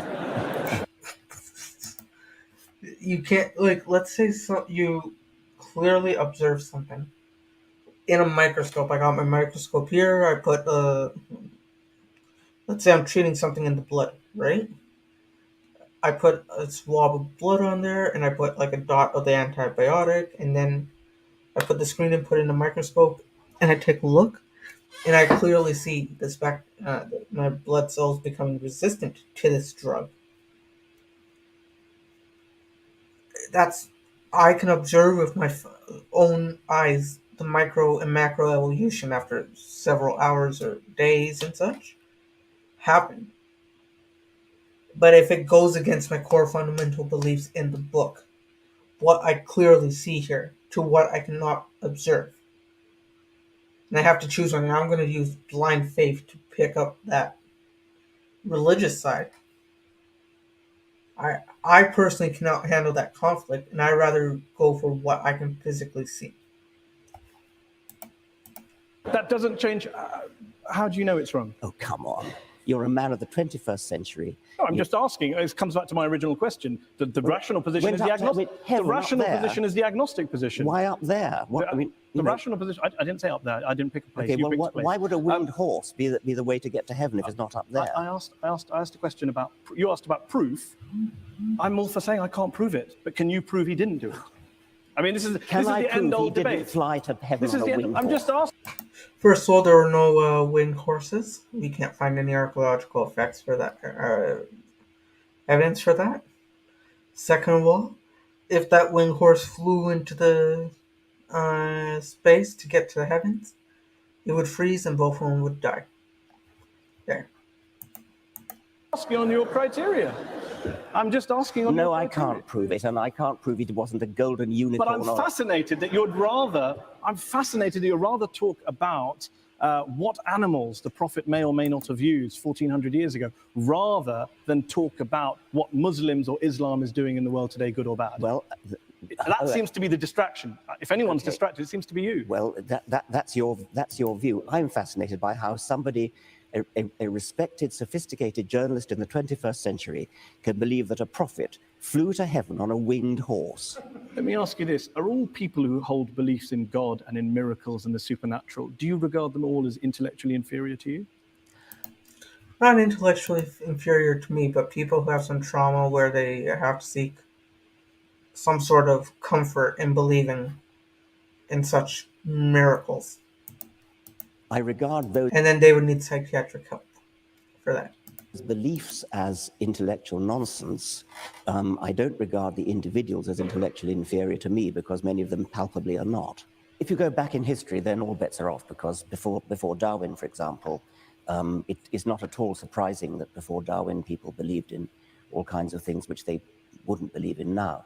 There are many people, many scientists today who say they're religious. And if you actually ask them what they believe, in many cases it turns out what they believe is in some sort of deistic God, some sort of intellectual spirit, some sort of creative intelligence that lay at the root of the universe, perhaps invented the laws of physics, something like that. I don't agree with this book, but it's an excellent book. Very well argued. You're very passionate, clearly. There's one section in the book where you talk about bringing up children. Oh, yes. And you talked about education. You talk about a story when you tell a story about being in Ireland and talking about the Catholic child abuse scandal. And there's one quote on page Yes. Great scandal. 356, which My problem with that scandal is all those priests are going to heaven.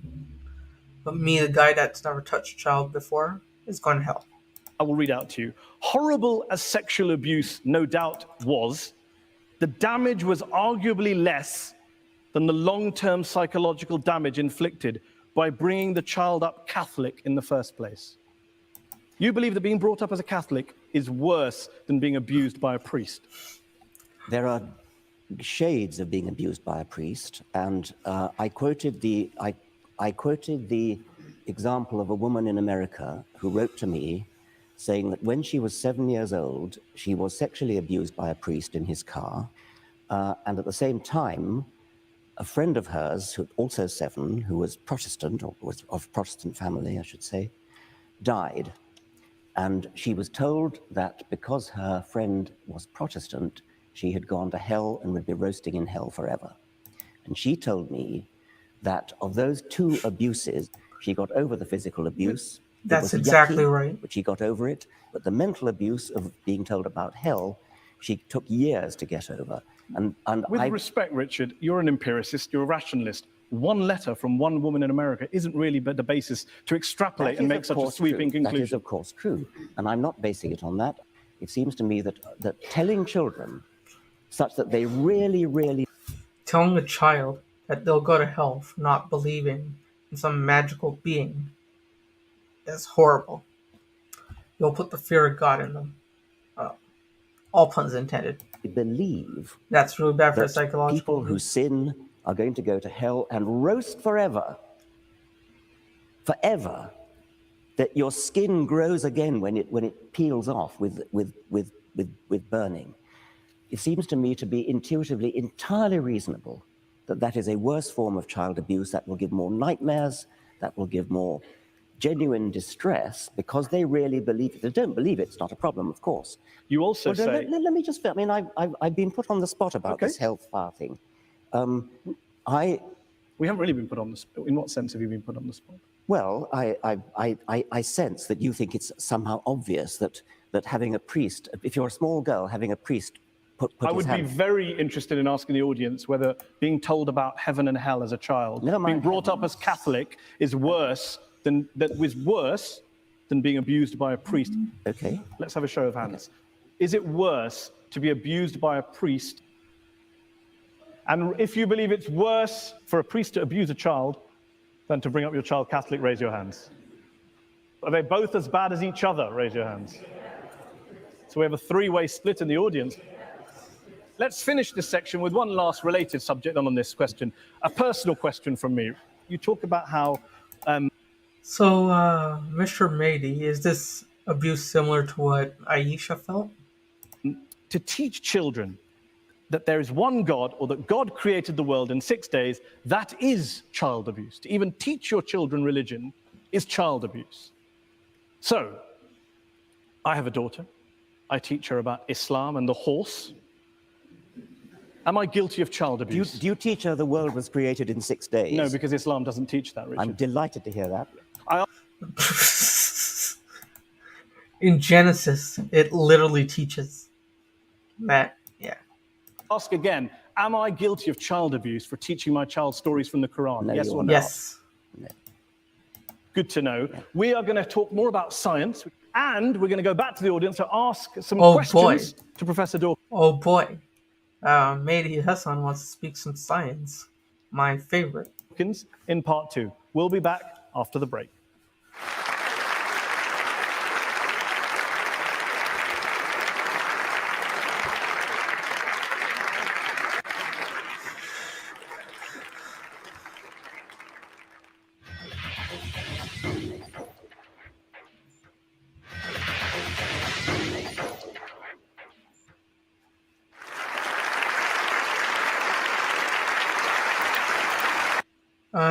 Thinking clearly. There's a famous saying by my favorite boxer, Ivan Drago. If he dies, he dies. Mehdi Hassan also likes that dialogue, and he roughly translates to, if she bleeds, she's ready.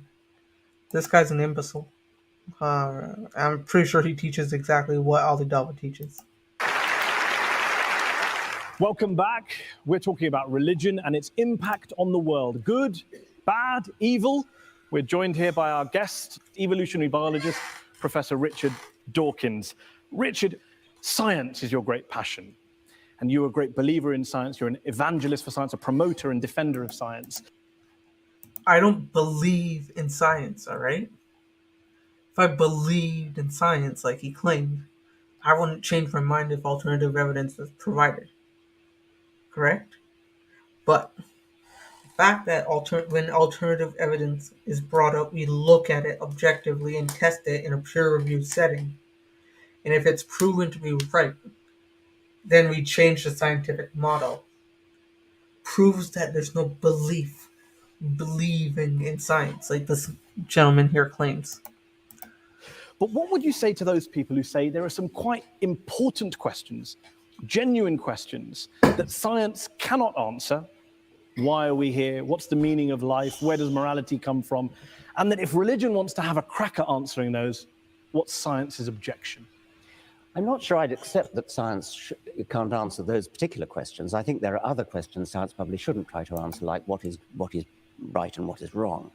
Those are questions that are not the immediate concern of science. But what's the meaning of life? Why is there anything? How did it all start? Those seem to me to be scientific questions, or potentially scientific questions.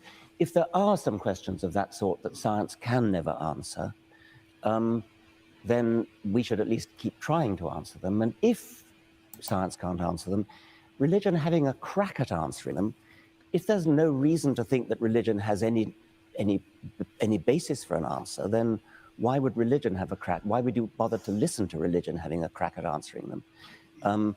I mean, one thing I would say is there may be questions that science can't answer, like the origin of everything. But if science can't answer them, then religion certainly can't, and nothing else can. I love this punch by Richard Dawkins. Neither. Man, I love Richard Dawkins. I want to meet him one day. Why? Why is it it's either science or nothing? Well, yes, because science is the method of getting at Because science is the method, is a measuring stick for what we can represent in reality. Correct? It doesn't need belief in it. It's literally an observation stick here. what's true. I mean, if you take something like how did the universe begin, which is a very baffling, deep question. How did life begin? Another baffling, deep question. Both those questions are unanswered. The best methods we have of approaching those are the methods of science, because these are the methods that look at evidence, that evaluate evidence in all sorts of sophisticated ways. What has religion got to do with that, other than just looking at the writings of somebody who wrote a few centuries ago? I mean, why would you bother to read those writings? So the great philosophers and theologians in history who have grappled with these big questions and thought about spiritual issues, moral issues, the transcendent, they were all wasting their time? Yes, they're wasting their time. What about, why does my life have meaning? What's its worth? Well, where does my dignity come from? Your meaning and your dignity are up to you, and mine are up to me, and these are not questions that science would attempt to answer. Each person finds their own. Each person has to make their own.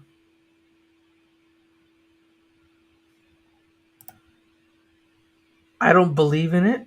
I know it's a fact.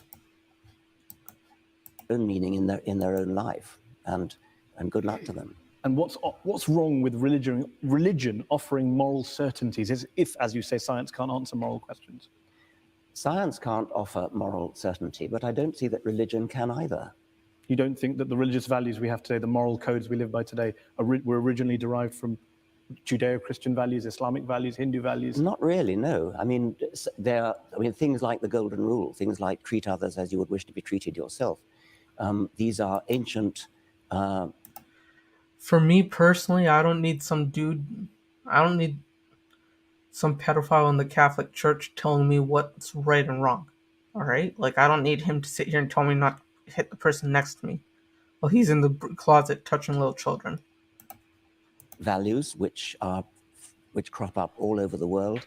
They've been adopted by many religions. You can find justifications for them in moral philosophy. You can find justifications for them in evolutionary biology, which is my own subject. I don't seriously think you're going to base your morality on religion, because if you do, then you've got to say, well, do I base it on scripture? I hope you don't base it on scripture, because if you do, then you're going to have some pretty horrible values unless you deliberately cut out those parts of scripture which are unacceptable to modern morality. Do you believe science is... So for this, I'll end it here for today, and we'll probably continue later, either in the Discord or possibly next week or in the future, because we are coming up on the 2-hour mark. But yeah, so today's show, I was supposed to do a bit more, bit last minute. Moose isn't feeling too well today, so yeah, I had to take over, but I hope it turned out well. Yeah, I'll be watching. I'll probably be continuing this show starting um, in the next episode as well. Oh, it shows 1 hour 40 minutes. Oh, it shows me a bit here. You know what? Then we'll continue for another 15 minutes. What the hell? Uh, um, what the hell? Yeah. Then we'll just continue. I think there's only like. Let me just share this. Oh, so there's 20 minutes left. We'll watch the remaining 20 minutes then. Is omnipotent, that it can answer all questions. I've already said no. I've already said it can't answer moral questions. But questions about the real world, questions about reality, questions about the origins of things, why life is the way it is, why the world is the way it is, why the universe is the way it is.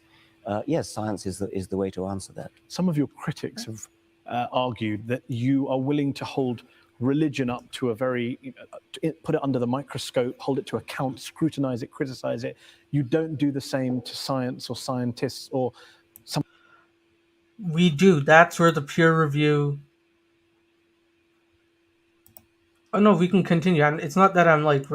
It's what probably happened is that I've been in the stream for 15 minutes before live streaming, so it probably just showed me 2 hours of being in the stream and such. But yeah, so like if there are 15 more minutes, I want to go at least the full 2 hours here. Some of the yeah. bad things that have come out of science. It's more so keeping consistency of a 2 hour show rather than doing like 4 hours or 5 hours.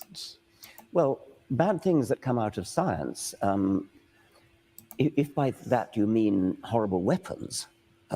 Nuclear weapons, gas chambers, nuclear eugenics. Weapons, yeah, these are terrible things which are technology that arises out of science, and it's certainly true that if you want to do terrible things with technology, with terrible weapons, for example, science is the best way to do it, because science is the best way to do anything.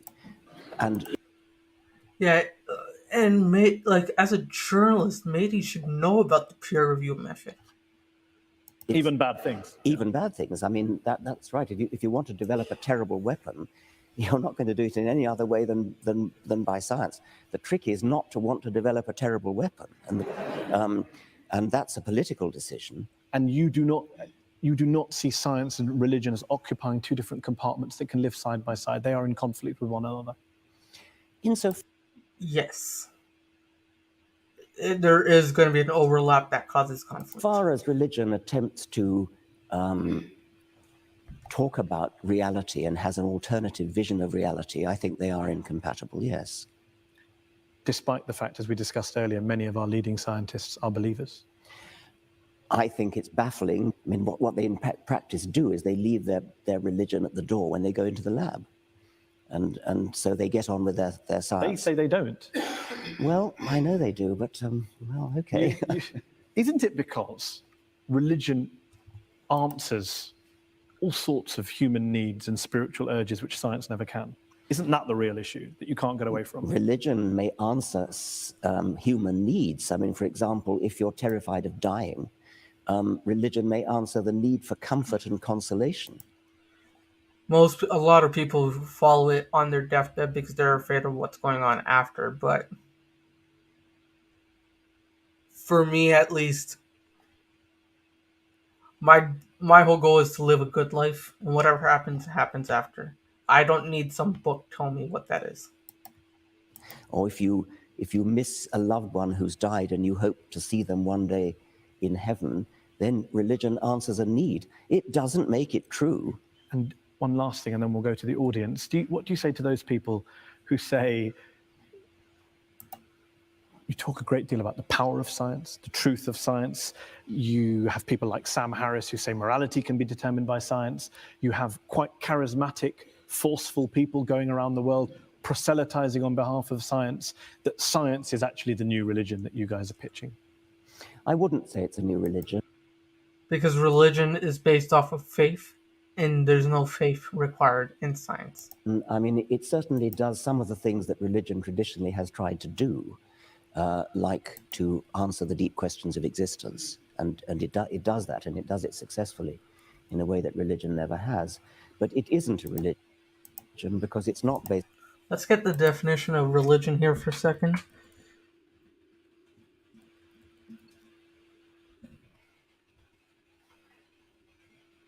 All right.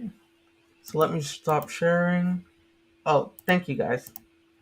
Yeah, Moose isn't feeling too well, so that's why I'm going solo today.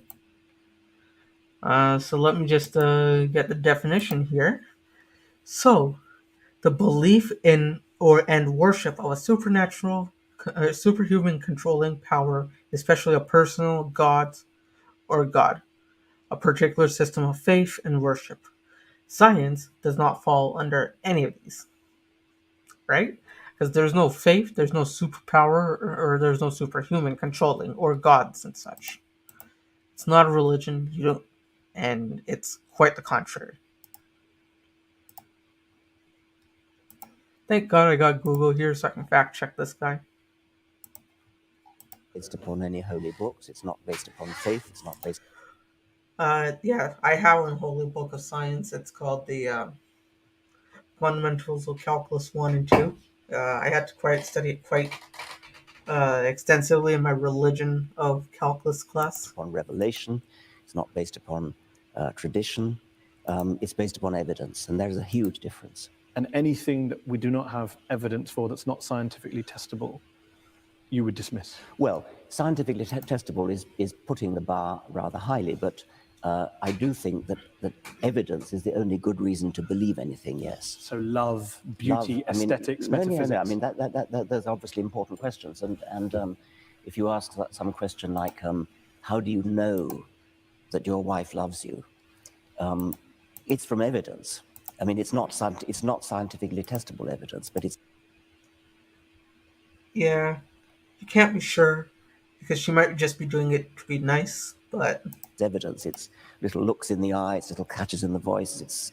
I mean, that is evidence. That's not just internal revelation. Okay, let's open up to the audience. We've been talking about God, evil, war, terrorism, bringing up your children, living a good life, religion and happiness, science versus religion. Who would like to answer the first question? Yes, you? If the Almighty God appears suddenly Holy shit, if you can speed it up further. on the cloud or on the earth or part of the universe, If you can speed it up. what is your reaction? Are you going to believe or are you going to go against him? What would it take for you to believe in God, not just miracles? Yeah, I mean... Popping his head through the clouds. Yeah, that's the thing I've worried about a lot. Obviously... It would do wonders for the book. The reason I worry about it is that obviously, as a scientist, I'm committed to the view that I would change my mind if evidence came along. And so it's a very important question. What would that evidence look like? And I've talked about it with my colleagues a great deal. I used to think, yes, if there was a great deep Paul Robeson voice coming out of the cloud saying, I exist, and then yes, obviously I would believe it. But have you ever seen a really, really good conjuring trick? There are things that I've seen done that it seems to me to be... At this point, I should be praying to David Blaine. How about this? The gin and tonic community can create a new David Blaine religion. That's got to be a miracle. He's a prophet. And yet you know it's not. And so there is a real problem there that we are easily fooled. Let's take another question from gentleman here. Very interesting guy. I was extremely amused when you described faith as sort of brooking no argument. This university, of course, began with the study of theology. Most of the people here would have been studying theology at the beginning of the university. And indeed, the way in which it was taught was not professorial. That was one long-ass voice crack. You didn't have lectures mostly. Mostly you had discussions, debates. Is this some British speaking tactic I am unaware of? People didn't write monographs. They collected discussions, notes of discussions. People disagreed about their faith. absolutely, I mean, everybody had a different opinion and everybody expressed it and everybody was heard. Is Homeboy wearing a hoodie under his cloak? What's the question? The idea that, so the question is, do you really think that your view of faith brooking no argument measures up to really any experience of how people think about their faith? You talked about the Bloody hell. Ask your question. evidence that your wife loves you. I think for most religious people, the evidence that there's a God is rather like that. Well, obviously, I would be mad to suggest that I can, like Beach Price said, you can test with the Oxycontin. I can't speak today, but yeah, you can test that hormonally. that theologians don't argue. They argue all the time and always have. They fight wars over their arguments. So clearly, they argue. I'd say when I say brook no argument, I don't mean that they don't argue. When you say that theologians have disputes and interesting discussions, I take it that from your garb, you take a position one way or the other on whether the transubstantiation, whether the bread and wine really is the body and blood of a first century Jew, or is merely symbolic. But what evidence you bring to bear on such an argument, I cannot imagine. It would not be a real argument at all. One thing I really like his matey is showing the hell up and letting Dawkins speak here. It would be a false argument. It would not be an argument which could be settled by real evidence. Just deal with the point about the evidence level when you referred to love of your wife. When you say that your wife loves you, and you're getting evidence from looks in the eye and catches in the voice was the phrase that I actually used. And the questioner said, that's the way religious people feel about God. Yes, they feel that about God, but there's no evidence that they're getting any cues at all. I mean, their God is an imaginary God inside themselves. They feel that they're getting little looks from the eyes of God and sounds from the voice of God, but why should we believe them since we can't see or hear any evidence to that effect? Let's take another question. Gentleman here in the second row. With regards to religion, you've given an example where the Islamic faith and the Muslims basically they wrap themselves up in bombs because that's what they believe is an Islamic faith. But I disagree with you because there are more than 1 billion Muslims living in the world today who actually believe in the Quran and the scripture, which you said if everybody started believing in the scripture, then that would be horrible. But I disagree with you because more than 1 billion people. Yeah, that's... 1 billion Muslims believe that if you kill one innocent person, it's as you've killed the entire humanity. So today humanity is about 7 billion people. So more than 1 billion Muslims do not strap themselves up and actually go and commit suicides. The problem with many scriptures, and I think the Quran is no exception, is that you can find a verse that says so and so, and you find another verse that says the opposite, and so you have to pick and choose. I mean, is it not the case, for example? You always choose the bad ones. Well, no. I mean, I'm suggesting that you shouldn't be in a position of having. We covered it 1 million times on the show.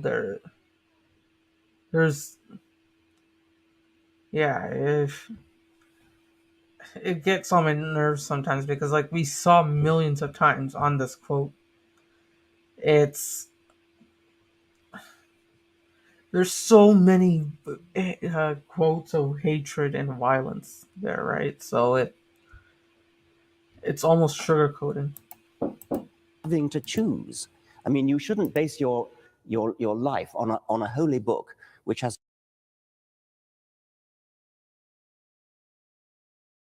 contradictory verses where you can choose one verse when you want to make one point and another verse when you want to make another point. I mean, isn't it the case that the penalty for apostasy is death? You can't take these things and just hold. I could hold up an example of, we mentioned earlier, Sam Harris has said there are some views that are so irrational, people should be put to death for them. Should I hold all atheists to him? Of course I won't hold him to all atheists to that Let me view. put it to you, is the penalty for apostasy death? No. Good, I'm delighted to hear that. Why didn't... And the Quran doesn't say it is. Well, then... Some Islamic scholars do. Okay. But that's debate and discussion. There's arguments going on. Things take place. Oh, so Let's have an atheist make a point and join the debate. Is it... Wow. You need scholars to debate whether killing an apostate is. Wow. She's waving her hand. Actually, in the Quran, mankind refers only to Muslims and excludes infidels, which is all the rest of us. So that's a small point. But really, my question to Professor Dawkins is, how does he feel about the encroachment of all religions, extremists, evangelists, Christians, and a lot of Muslims into the politics and everyday life? And how does he feel about a religion trying to influence politics and public, How do you life? feel about religion influencing politics and public life? People should be free to speak their minds. I mean, I'm a great believer You can follow whatever religion you want, just don't have it affect you. in free speech, and so members of parliament should speak their minds, and if their minds are influenced by their religion, then that's fine. What I would object to, I think, is the view that somehow religion has a privileged right to speak because it's religion. And I think you probably agree with that as well. If you stand up in Parliament and make an excellent speech in favor of something which religion has a view on, like abortion, say, if you make your points well and win the vote by making your points well, that's fine. But what you shouldn't be allowed to get away with is saying, because it's religion, therefore, this is what we should do. Lady there in the headscarf. As a social scientist, the model of the rational actor is somewhat discredited. We don't look at all actors at all times as acting rationally. In fact, we assume that they don't. But that was the prelude to my question. My question was really, would you accept that it's not so much religion that causes conflict, but sincere commitment to some belief that you think is morally important? And in that sense, do we get rid of morality? Well, I think I partly said that when I said that in the great wars of the 20th century, these were driven by non-religious motivations, but they were driven by my country, right or wrong kind of patriotism. That's a little bit different from morality we're talking about. At least it's not religious. I was interested in what you said in your preamble when you said that. I take it you're a social scientist, and you're no doubt right to suggest that since social scientists are studying the human animal, you notice that people actually don't behave rationally. Well, unfortunately, that's true. But that doesn't mean we shouldn't behave rationally just because people don't. Let's take a question from an atheist or an agnostic. Gentleman there in the black jacket there, 3 rows down in the middle. I think when I read your book, which I thought also was excellent, it became very apparent to me that evolution, nature, has given the human species some very, very powerful survival instincts. We're aggressive, men want to spread their genes, we want to gather as much resources together as we can to help our genes continue and survive. And as a result of that, there's been a lot of very, very dark episodes in our history. The Roman Empire, which was terribly oppressive, hedonistic, the Vikings who stole, raped, pillaged, the Persians, so on and so forth. Do you not think that it was actually the ideas of religion that took human race, the human species, from beyond these base survival instincts and started to give them a new paradigm for thinking, which was not necessarily in the interests of the instincts that they have for survival? It was science that did that. Religion held it back. Because the moment people start thinking, they wouldn't be religious anymore. It's perfectly true that a sort of selfish gene view of life, which is what I've mostly written about, is a very unpleasant view of life. And if you followed the creed of the selfish gene literally and actually lived your life according to it, it would be a very unpleasant world in which to live. It would be a sort of Thatcherite work. I mean, I've often said that while I'm a passionate Darwinian when it comes to explaining the way life is, I'm a passionate anti-Darwinian when it comes to organizing our lives. Would the world be a better place if religion disappeared tomorrow? Yes. Yeah. Despite all the good things we discussed, do you recognize? Yeah. But you'd still have the Nazi Holocaust, the communism, you wouldn't have the charities, that's fine.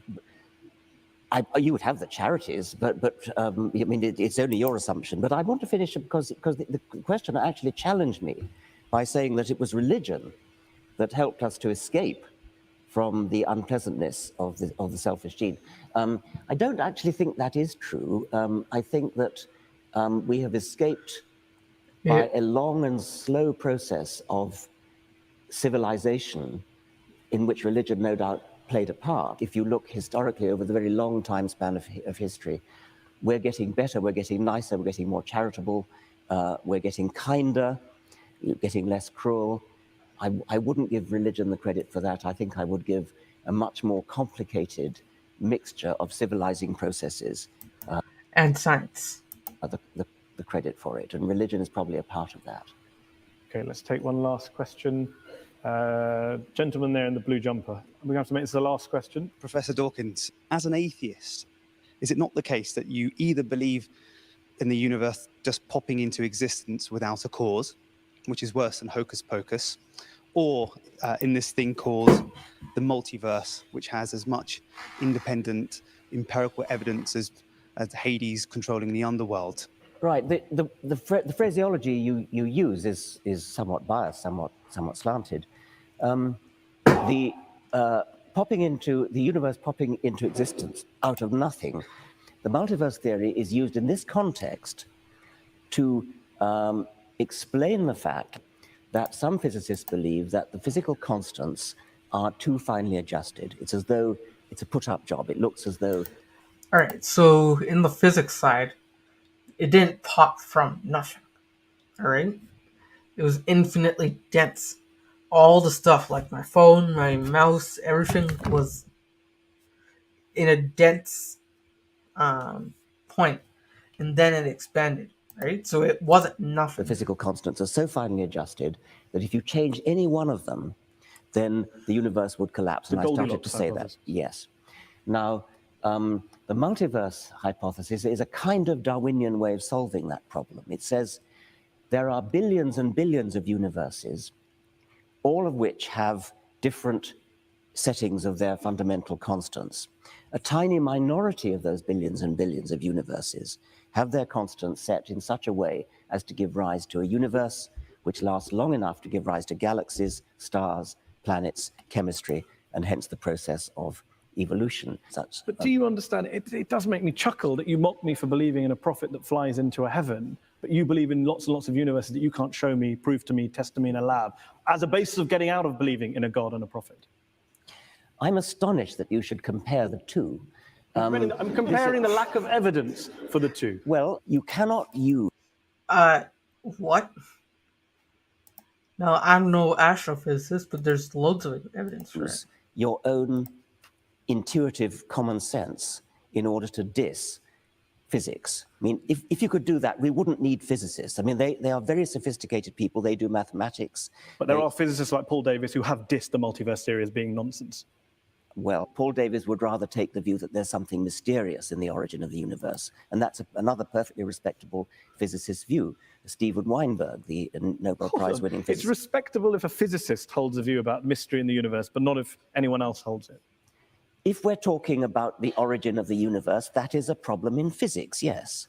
Let's end with a couple of quick questions. If, as Christopher Hitchens, the late Christopher Hitchens wrote, religion is ineradicable, and as you put it, harder to get rid of than smallpox, doesn't this basically mean that whatever motivations you have, no matter how passionately you're driven and love for the truth, you are essentially wasting your time?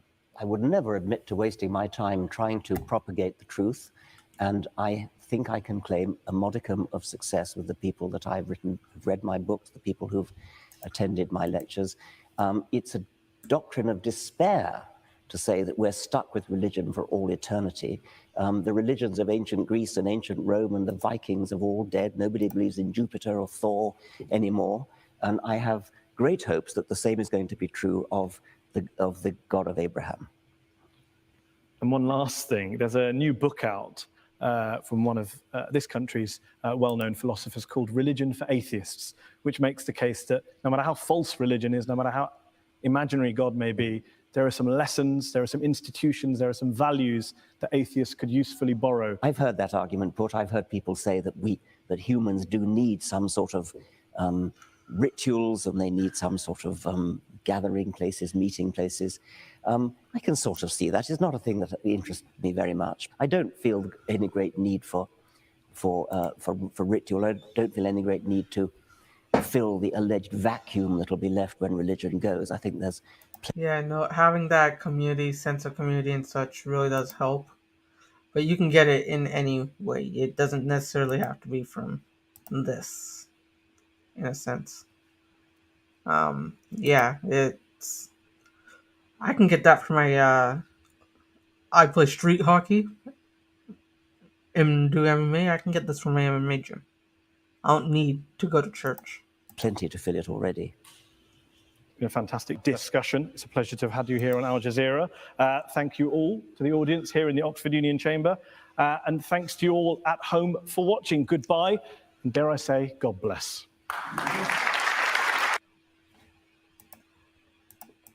That was painful. I'm pretty sure that the CIA would play this to me when they're trying to torture me.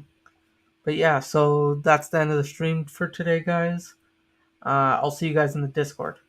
The link to these articles, I'll place them in the discussion and such. I'll place them in Google Drive and place them in the description, I mean. Alright, see you guys in Discord. Let me just get the link for invite for those who want to jump in. Let's copy. Let's paste here. Paste in the chat. Alright, so no worries, guys. See you guys in the Discord.